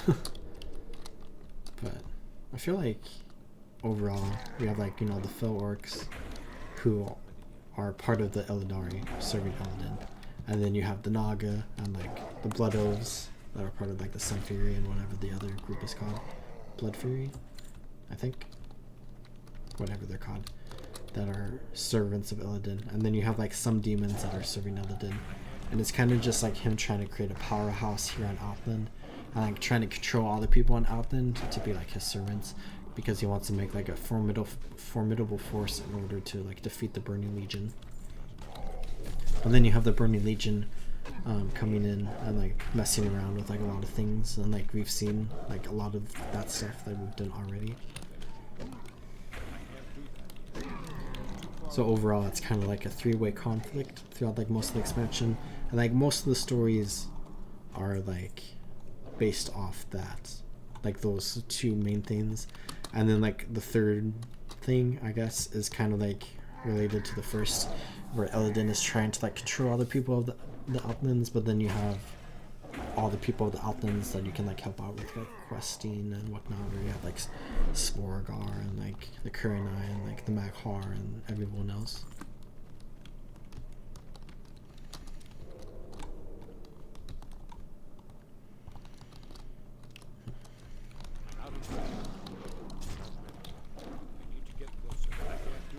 This is an expansion that's like really heavily influenced by Warcraft 3.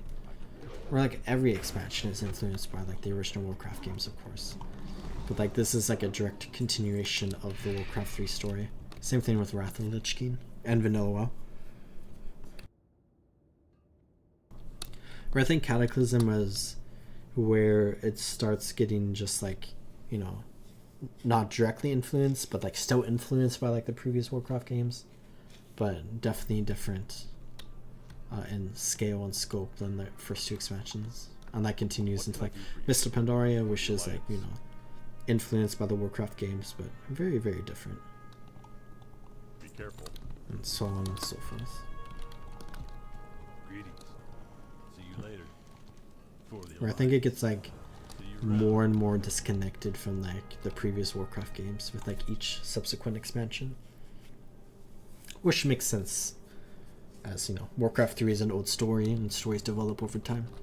But I think that's why like a lot of people enjoy like the earlier expansions, because it's more connected to Warcraft 3, which is a game that they also love. Where I really enjoy the Warcraft 3 story, and Warcraft 1 and Warcraft 2.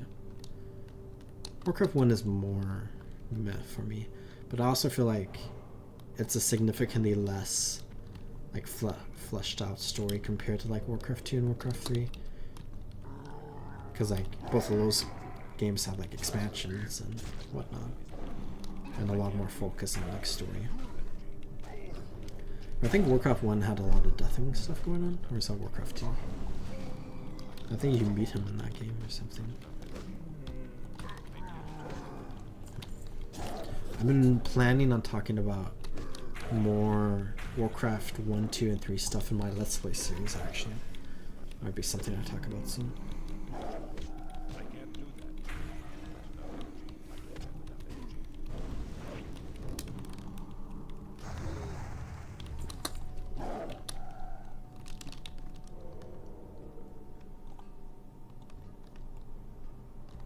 Okay.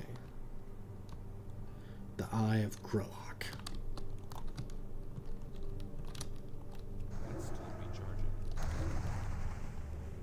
Okay, let's wait for our stealth.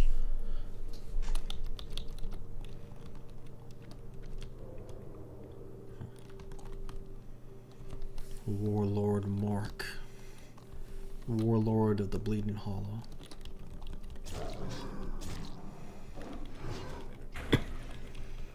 Then I think this is the final quest in this area.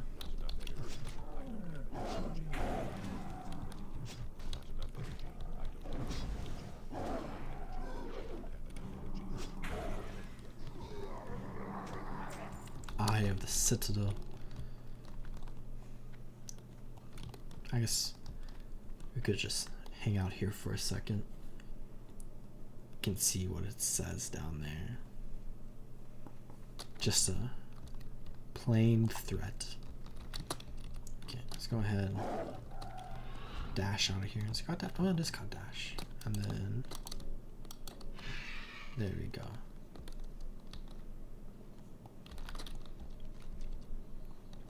Go turn this quest in. And then what do I want to do? We could go back to Under the Mines, and then I might just leave the Marauding Crust Burster there. And I might... So there's a bunch of quests in this zone related to like goblins trying to like take advantage of like the riches of this world that they can return to. Well, not return, I guess, but like there's like this whole thing with like the dark portal reopening and like all these people are going through it, where like the orcs are returning and the Draenor are returning, I guess. But it's kind of like for the like person, I guess, playing the video game, it's kind of a return, because you come to Outlands in Warcraft 2 and in Warcraft 3. Or I guess you go to Draenor in Warcraft 2, and it turns into the Outlands at the end of the game.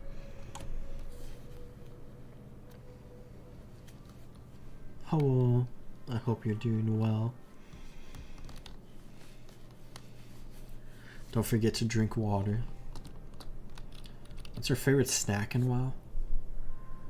Well, I think from like a nostalgic point of view, when I was a little kid, there was this vendor in like the starting area that sold candy. And like as a kid, I'm like, I really wanted to eat like all the candy. So I would like stick around the starting zone and I would kill like many a monster to get many an item, to get many a gold, which wasn't a lot of gold, but to just buy like a ton of candy, and I would just eat the candy over and over and over, basically wasting it. But I had like some nostalgia for like that period in my life. But nowadays, I don't know, I guess like on one level it's kind of like the most current food that I can eat, because like as you level up you want like higher level foods, because lower level foods restore less health and mana.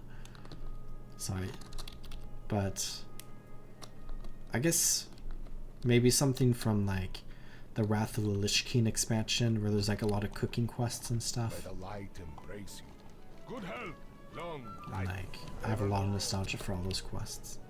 There's like a great feast you can make, where you throw down on the floor and like everyone can eat from it, which is fun. You also have like all the mood foods that like make you angry or sad or happy or scared. Is that the fourth one? When you eat it.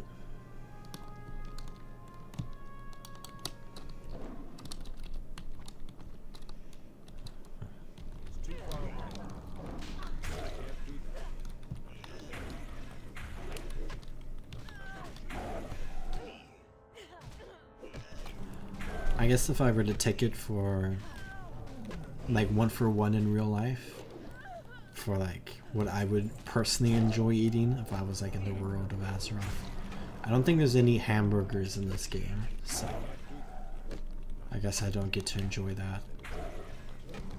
But I think there's like some sandwiches that you can make. I think I was talking to you about like the mustard dogs, like that would be nice to eat.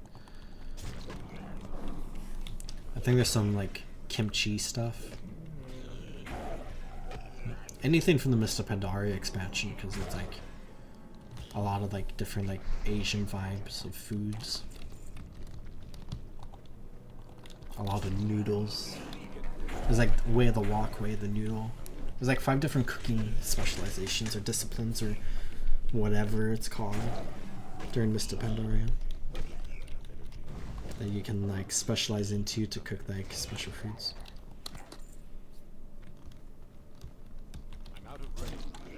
What's this? Whoop frenzy.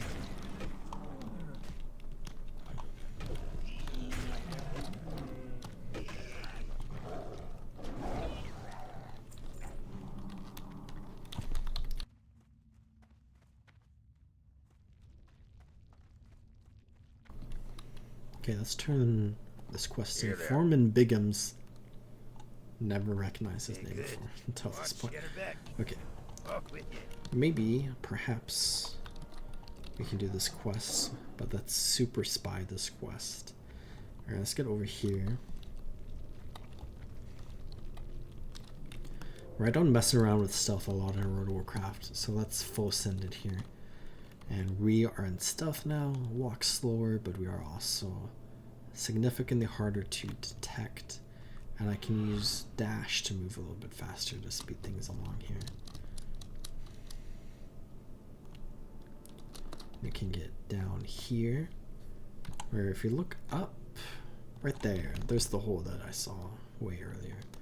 But we have Zakra, a level 62 demon, the mastermind, and the back of the mines. So let's get around here. And then we can pull him into the corner where I think there's just the sapper there. Dash. Okay. Let's come back here, fella. Is this Maiden of Pain gonna walk all the way here? Oh, she turned. Good job.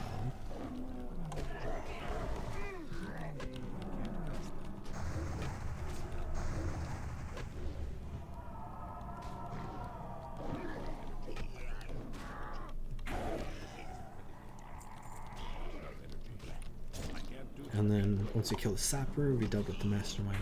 Let's try to do the same exact thing. And we can stealth back out of here. But it's probably going to be a little bit slower because our dash isn't quite out.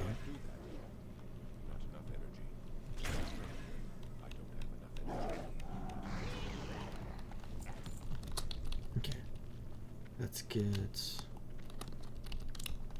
here. And then go into stealth. And let's just meander our way out of here.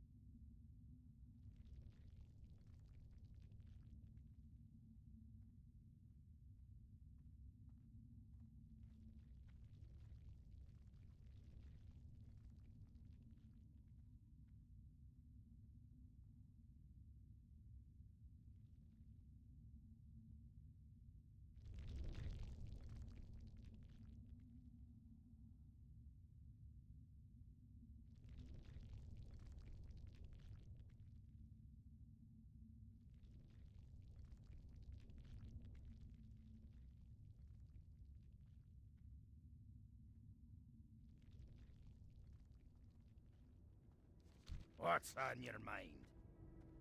Be good. Watch your back.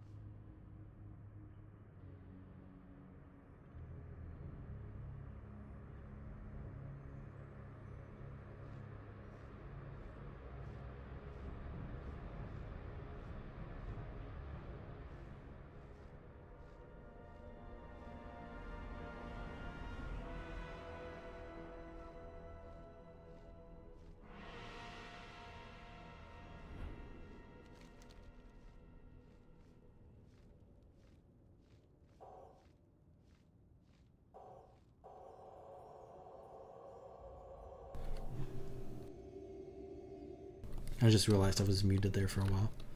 I don't know when the last thing I said. I'll just say it all again. So we have this quest up here with Outland sucks, which is a very interesting quest because we have like the two mines here. If I said this, let me know if I said it already, but I think I was muted.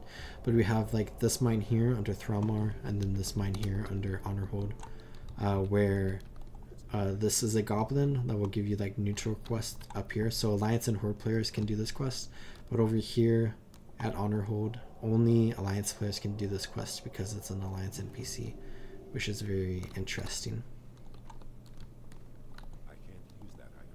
But like this quest in general is just kind of weird, because it's like one of those poop quests that I was like talking about earlier, where it's really kind of gross if you like immerse yourself into the world. And it's kind of dumb in many ways. So I think I'm going to skip those quests. And then there's also the goblins down here that you can do quests at, which I think I'm going to skip as well. So I'll skip all those. And I might skip the Crust Burster quest, where I guess I could go like trigger one of them so we can see what it looks like.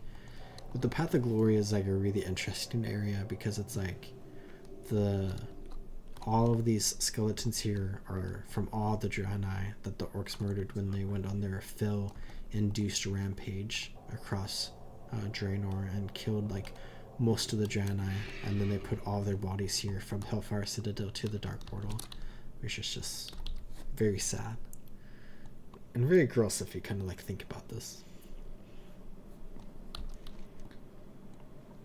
So I think I'm going to skip that quest. Crest Bursters, these quests. So I guess next I'll come down here to do Unyielding Souls, and I think I'm going to skip Fell Spirits because I'm not super in the mood to do this quest.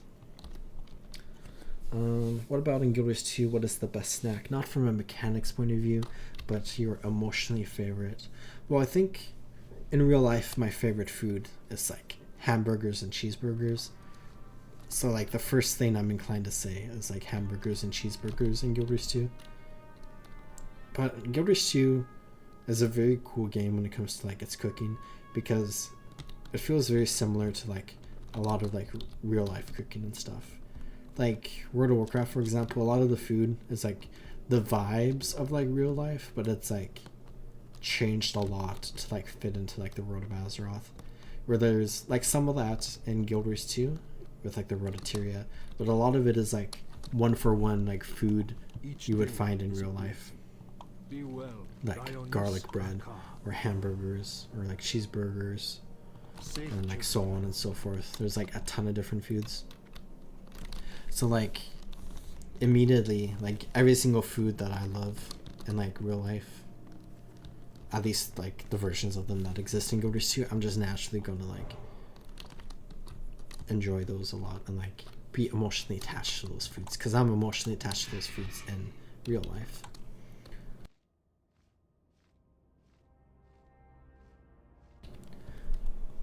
I think like outside of all of the foods that like exist in real life, and looking at only the foods that are like only in like Guild Wars 2, I don't know what really exists. There's like all the Bloodstone's food stuff that's like kind of fun.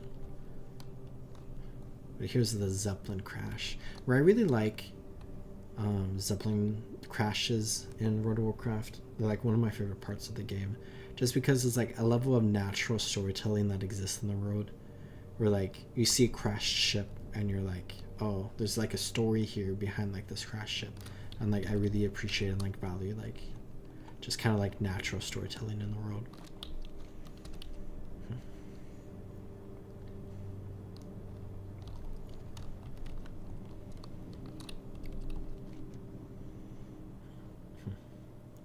So we have Expedition Armory, which was the original base camp, I think, for the expedition into Draenor, where it became Honorhold. A Blood Elf Death Knight.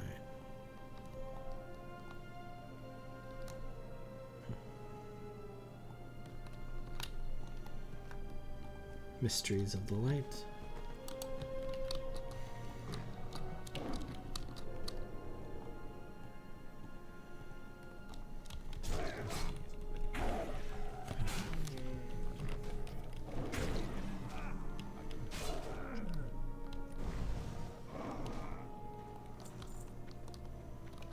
I think I want to prioritize the mages first, and then we can just go kill all of the other ones on the outskirts of this place.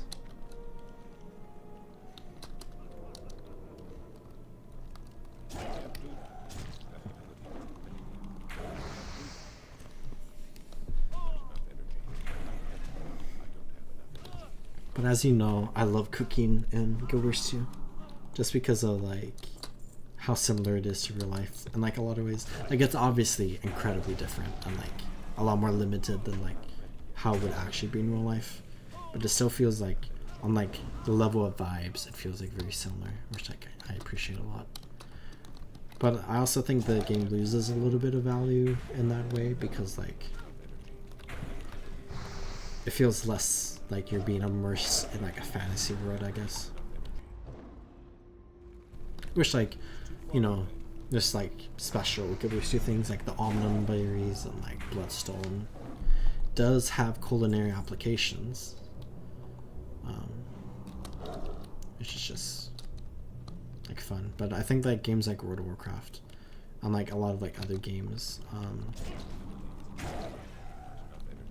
do a really good job at like making like the food that exists in the world be very like immersive and like, you know, have lore behind it and stuff.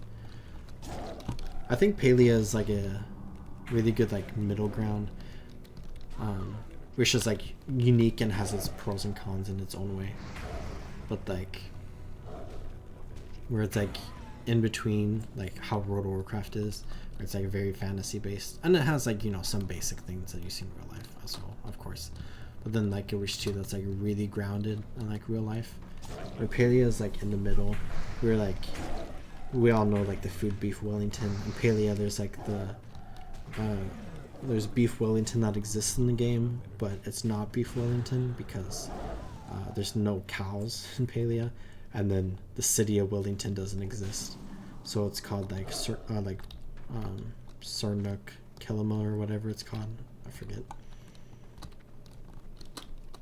Mujin Kilima, Mujin Bahari, is it? I think it's Mujin Bahari.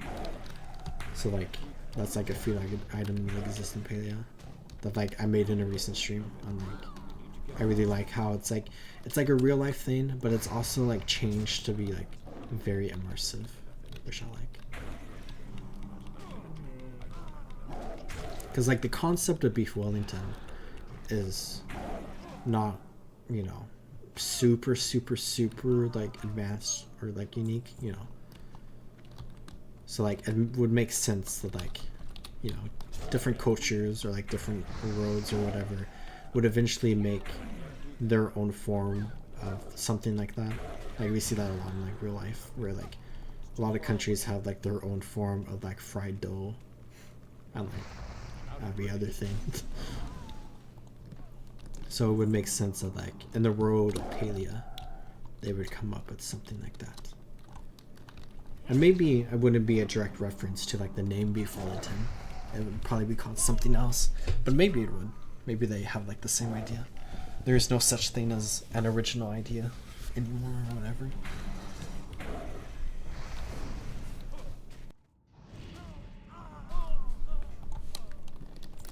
But right now I'm rocking Morning Glory Dew and deep fried plantains, which actually sounds very good. I think plantains is one of those foods that I haven't eaten a lot of in real life, and I probably should.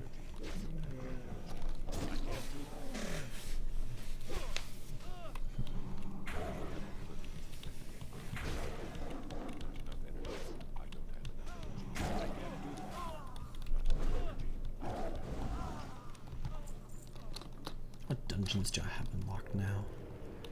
Still Ramparts? I thought I'd have Blood Furnace. Interesting. I guess you have to be 59 to do Ramparts in FG, even though you can do it at 58, I think, mechanically.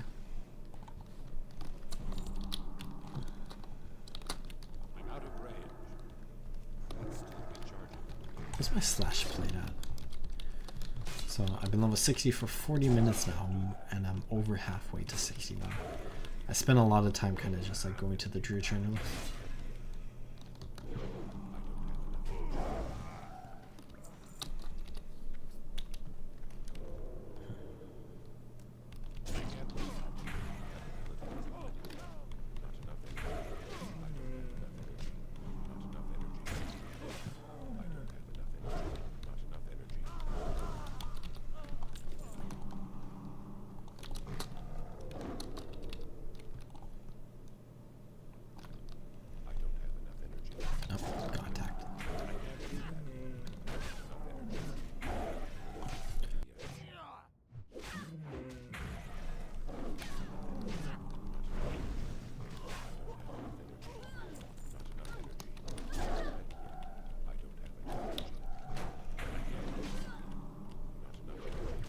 Yeah, I think I'll finish this quest. We have this question here, Fill Spirits, where you can like place the Acrite relic And then you can kill the orcs over there. Oh, I just got a good short idea. I won't say it. I'll keep it a secret for the short. Anyways. But I don't think I'm going to do that quest. Where I did this one quest that I think is also kind of poop related too. But like, you can just go out and pick up the item, but I think normally you have to like follow the dog around or something. But I never do that anymore. So I think after I complete all the quests here with Expedition Armory, I'm going to move on to the western half, or western end of Hellfire Peninsula, where I'll probably log out in that area, and then we can, whatever I don't do over there in the stream, we could mess around with a little bit, and then we could go into Zangar Marsh next stream. I think would be fun.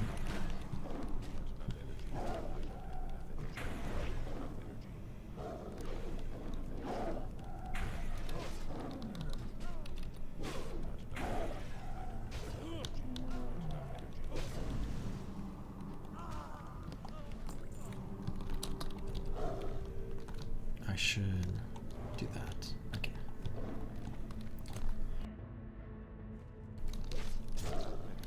I'm getting attacked by the Hellboar. Oh yeah, the Hellboars are really cool because they run blast lands and like just around the Dark Portal in vanilla, and then they're everywhere here in Hellfire Peninsula. It's fun.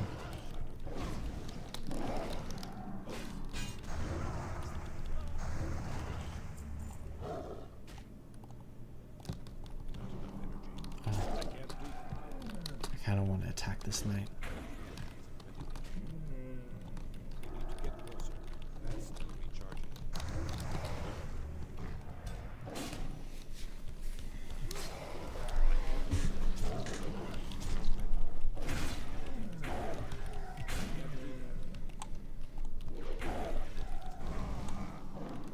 The skill is so nice. You can deal like twice as much damage basically for the 15 seconds that it lasts. That's so nice. I think I might go get Primal Gore on my next level up and then go into the Restoration Tree. I was looking at balance and I don't think there's really like too much I want. But I think getting this one and then the Natural Shapeshifter and Master Shapeshifter and some stuff there would be fun. Especially since I like pop out of cat form a lot to heal and then go back into cat form.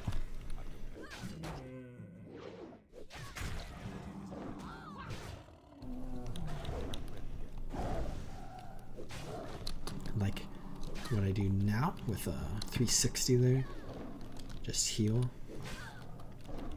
And get right back into the action. Where I think I just need one more footman. Yep, I do. And then 2 more knights. And then I'll be done with that. We'll turn in these 2 quests, and I think I have another one to come over here.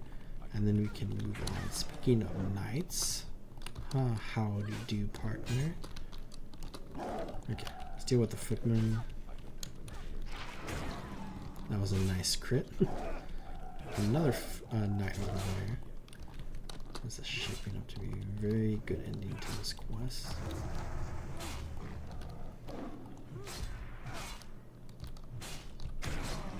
Another nice crit. Okay. And then I kill this knight and I'm done.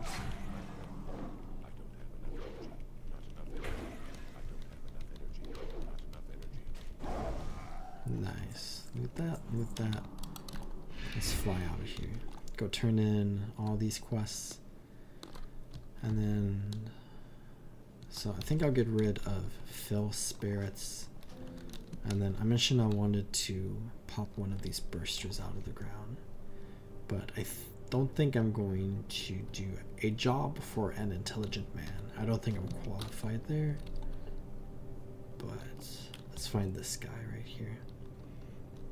If we just stand there, just burrows out of the ground.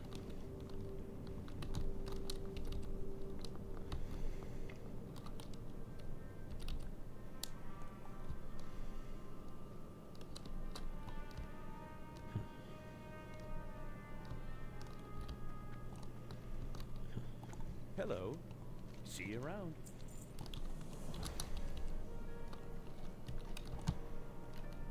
Fill spirits. Okay. Let's come over here.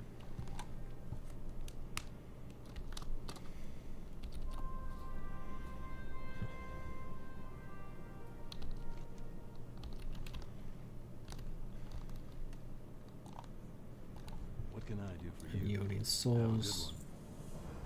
Be careful. And I can come over here and kill these two people. And then I think I'll be done with that. And then I might spend some time just exploring Hellfire for a little bit. We can do a few quests over yonder.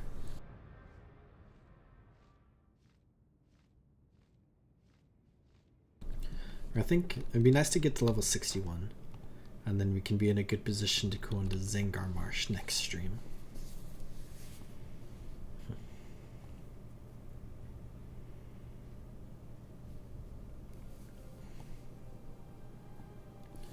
But back to the Expedition Armory, where we have this Hellfire Superiority buff, increases damage dealt by 5%.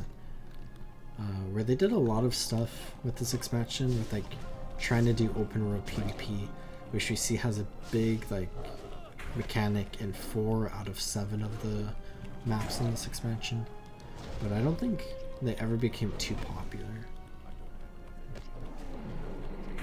I think the most relevant one is in Terracar Forest, where you need to do the open world PvP to ensure that you can have the buff that allows you to get a special currency in the dungeons in that map, which is kind of a big deal.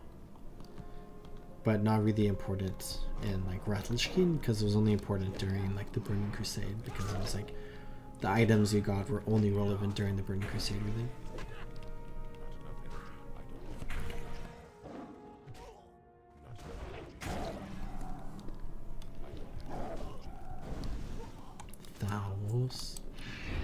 Okay. Looking to the leadership. And then let's fly back this way.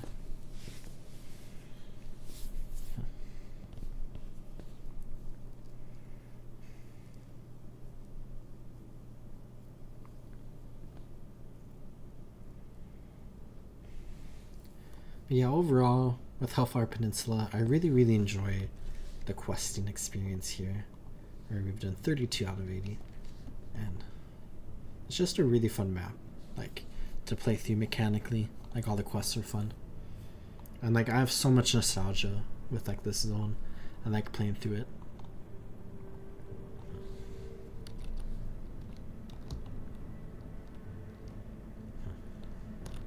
And the dungeons in this zone are also pretty fun. See you later. But let's get, I think we want this one. For the Alliance. There we go.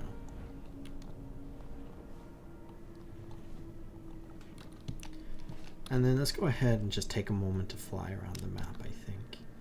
We're probably never going to do Hellfire Citadel in this character, so we can get rid of that. And I'm probably not going to do... I'll just leave it for now, just in case. But yeah, Honor Hold for Alliance, very fun. And then Thrallmore for the Horde is also very fun. Where I remember flying over like these two areas as like the opposite faction, so I'm not going to get too close, but I remember flying over and we see all the flying guards and they'll just swarm you and kill you. I think in the modern version of the game, that's something that still exists, but I think they like tone it down a little bit, where you get like a warning that the guards see you and they will attack you in like 30 seconds or whatever, so it like gives you time to like get away. Where I think a lot of people would like accidentally run over here and get attacked by the guards and then die midair and then be inside of a hostile town, and it would just be not a great situation for them to be in. But I just love how we can see Fel Reavers from so far away. We can see their nameplate too. But this is a fun spot where there's like a world boss that spawns here on occasion, and there's also like a couple of dailies that were added here, like the final patch for the Burning Crusade. Crusade, where we have like Doomlord Kazak, who's one of the world bosses in vanilla actually, who then becomes a world boss in the Burning Crusade that shows up here at the Throne of Kil'jaeden. Where I think like the concept of world bosses is really interesting in World of Warcraft, because like it changes a lot from like expansion to expansion. Where vanilla had like 2 world bosses, and then they had the 4 like Emerald Dragon bosses. Where's the NPC around here? Oh, these are very high level enemies. Huh. Is that over here? I feel like... Oh, there she is. Magistrix Sayla, a member of the Shattered Sun Offensive. Glory to the Sin'dorei.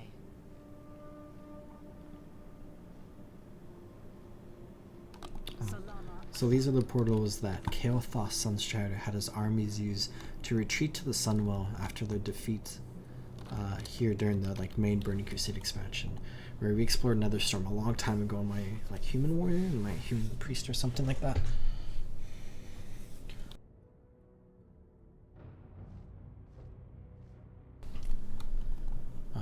But they're all located up there.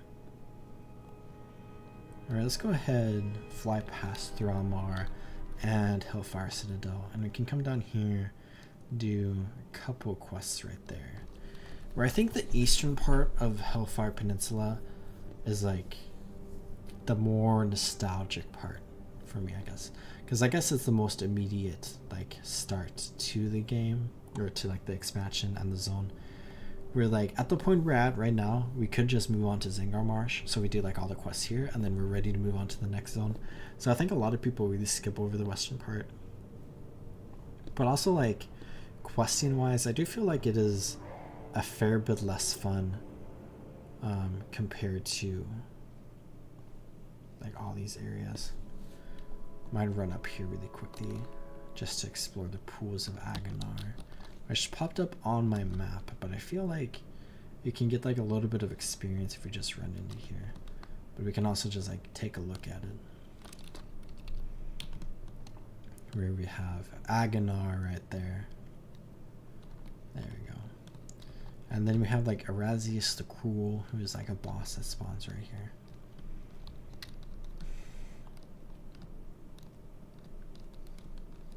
Right there. And Eridari. Okay, let's go ahead and go off this way. We're actually classic WoW Agonar. Agonar was a pit lord who resided in Outland until he was killed. Later he appears in Argus. So he died sometime before the Burning Crusade. And then so these are like sacred springs to the Draenor, and then he like corrupted them when he died.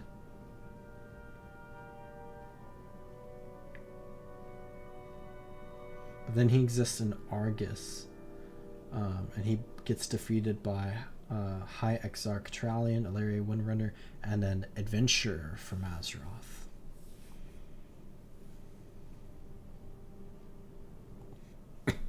So I don't think there's like a lot of lore like directly related to that character in the story, but like he's a character that just has kind of existed for a while. And there's a nice throwback in the Legion expansion to him.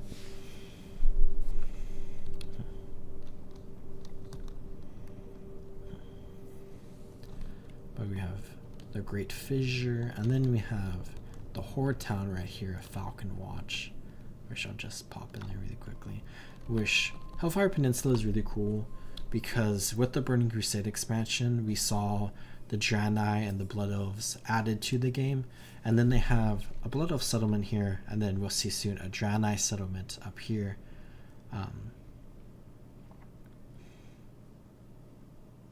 Where it's like just like a good opportunity for players to kind of experience like these new races and like Outland, because like there's a big focus on them in Outlands, and then of course they exist in like the Old World as well because they add a lot of stuff to the Old World, like 2 whole zones for each of them.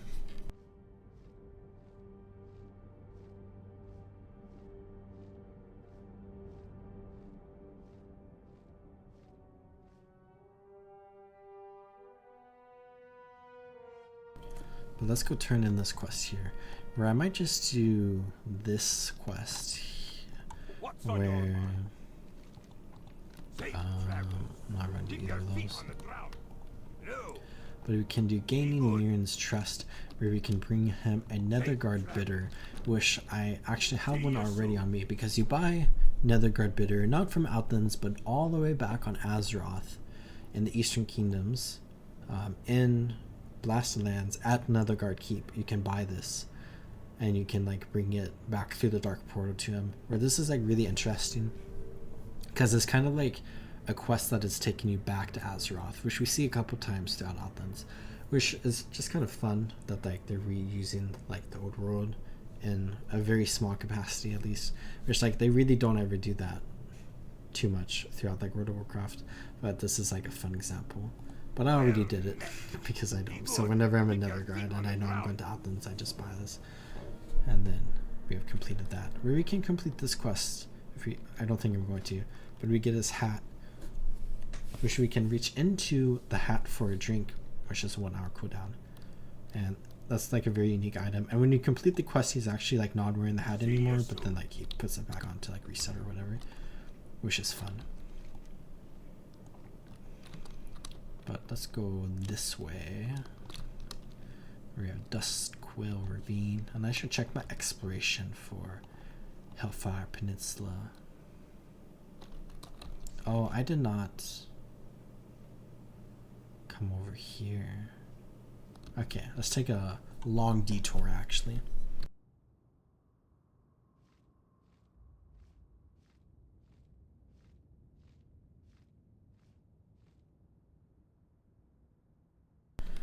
Where I was talking a lot about achievements earlier, and I think actually, hold on, I think it's actually over here.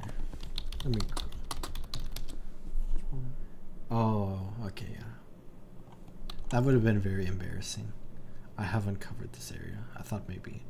Okay, let's continue this way. But I was talking earlier about achievements, where I think it would be fun to just do a couple of achievements here and there as we explore Outlands. Or I think for the most part just doing these ones to like explore the map in their entirety.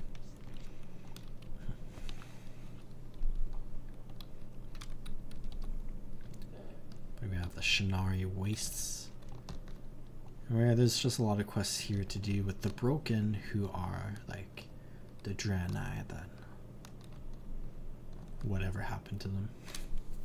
They've lost the light because of all of the tragedies that they've experienced here on Draenor, especially with the orcs killing most of their population.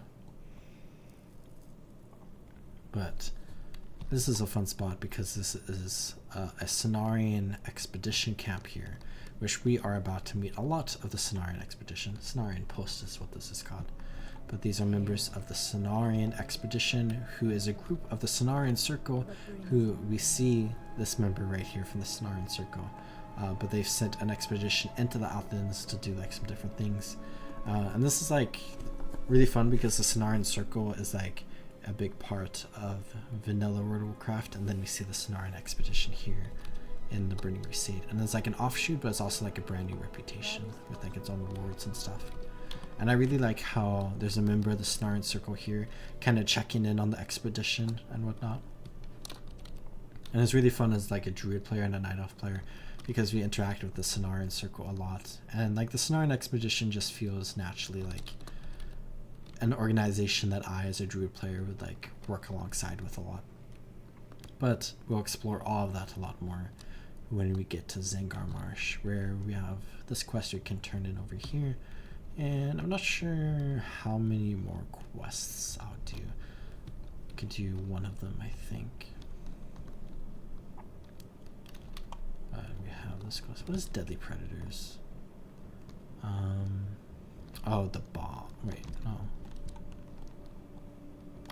What quest are you? Oh, okay. Stone Scythe Whelps and Stone Scythe Alphas. But we have this Flight Master over here that I can go ahead and talk with. A Hippogriff Master. Which means we now have Honor Hold, Shatter Point, and the Dark Portal Hellfire Peninsula. Interesting. Right.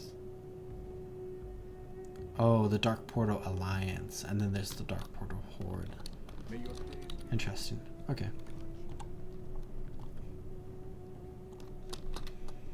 But we have probably one of the more well-known references in the game. You have Caregiver Ophera Wind Fury. Good fortune. And then let's go ahead and turn this quest in. And let's come back over here. Where we have In Search of Sedai, which is a really interesting question that starts here, where basically we can find like this person's brother or whatever. Yeah, brother, where he left the post and he hasn't returned, and we can like go and find him. Where we find him over here, and we can investigate the body, and it appears that he has died from the Maghar orcs, which we can see over here. Where then when we turn in that quest and we pick up this quest, we can go on like a massive killing spree where we kill all the Maghar here, and then after we complete that quest we have another NPC that like is upset because we slaughtered all these orcs, and like that's not really the way of the Draenor to just like come in here and just slaughter a bunch of like random orcs, even though the orcs like destroyed all of the Draenor and whatnot. Draenor homeland, killed all the Draenor. Guess technically not their homeland, but it's their home for a very long time. For many Draenor, probably is their homeland because they're born here.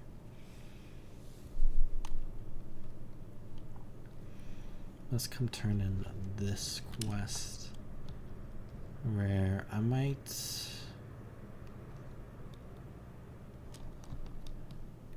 do one more quest. What quest do I want to do to level up? Maybe I'll go down there and do that one. Let's turn in this one.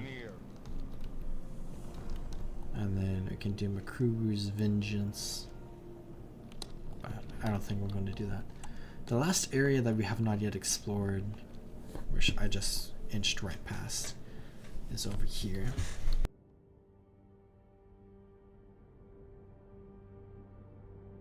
Where I think this storyline is related to Kael'thas Sunstrider and all the weird things that the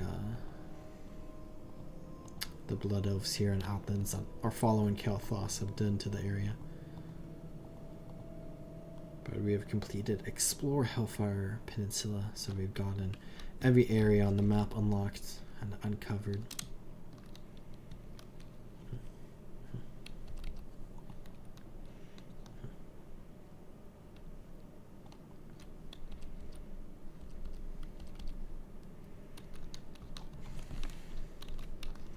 As far as quests go, we've done 38 out of 80. So let's come pick up this quest, and we can go talk to Naladi over here.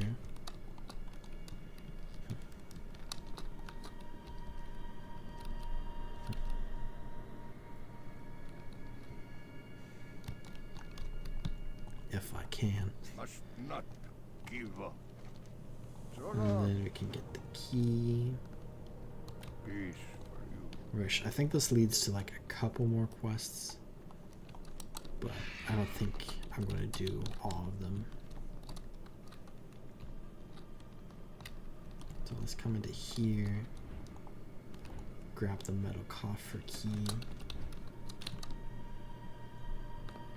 and then back over here to turn this quest in. Akal Hekta. Roma. And then we can free all of the broken men here. But I think I'm going to skip that for now. How much experience is this actually? So Questy is saying 10,000, but then this is actually 17,000. Partially because of Joyous Journeys, I believe.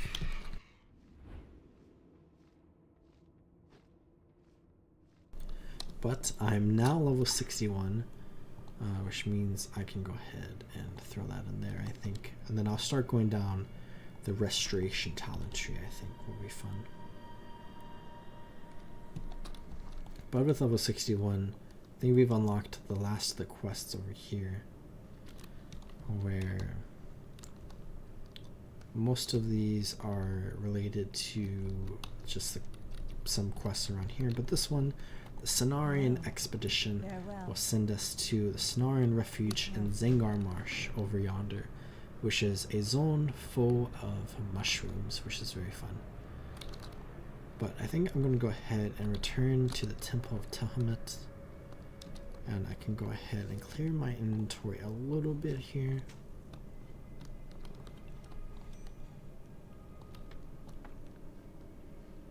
Alright, I don't need the smoke beacon anymore. Get rid of that. But I'm going to sell this and then repair my gear, and then I think I'll head out over to the inn, where I think this marks the conclusion of my exploration of Hellfire Peninsula, where I think I did pretty much everything I wanted to do. I got 40 out of 80 of the quests completed, so there's definitely like more content in the map, but we explored pretty much all of it. Or we explored all of it because we got the achievement. And I talked about like all the other quests and whatnot, but not the medic. I think there's a weapons merchant. You can repair my gear. I hope you find something useful. Did that. So all of this. And then I think next time that I stream on this character, play this character, I'm going to go ahead and explore Zengar Marsh and leave Hellfire Peninsula behind us, where we have a quest here helping the Cenarian Post that we can go do next time, I suppose. An ambitious plan. Remain vigilant. To go to the warp fields. Kind to those less Interesting. fortunate. How much experience is The this? Naru have not forgotten us. 17,680. Okay, anyways, I think I'm going to go ahead and call it good here, and I hope you all enjoyed watching. I very much enjoyed streaming and playing through Hellfire Peninsula, and I hope you all are taking good care of yourselves, and I'll see you next time.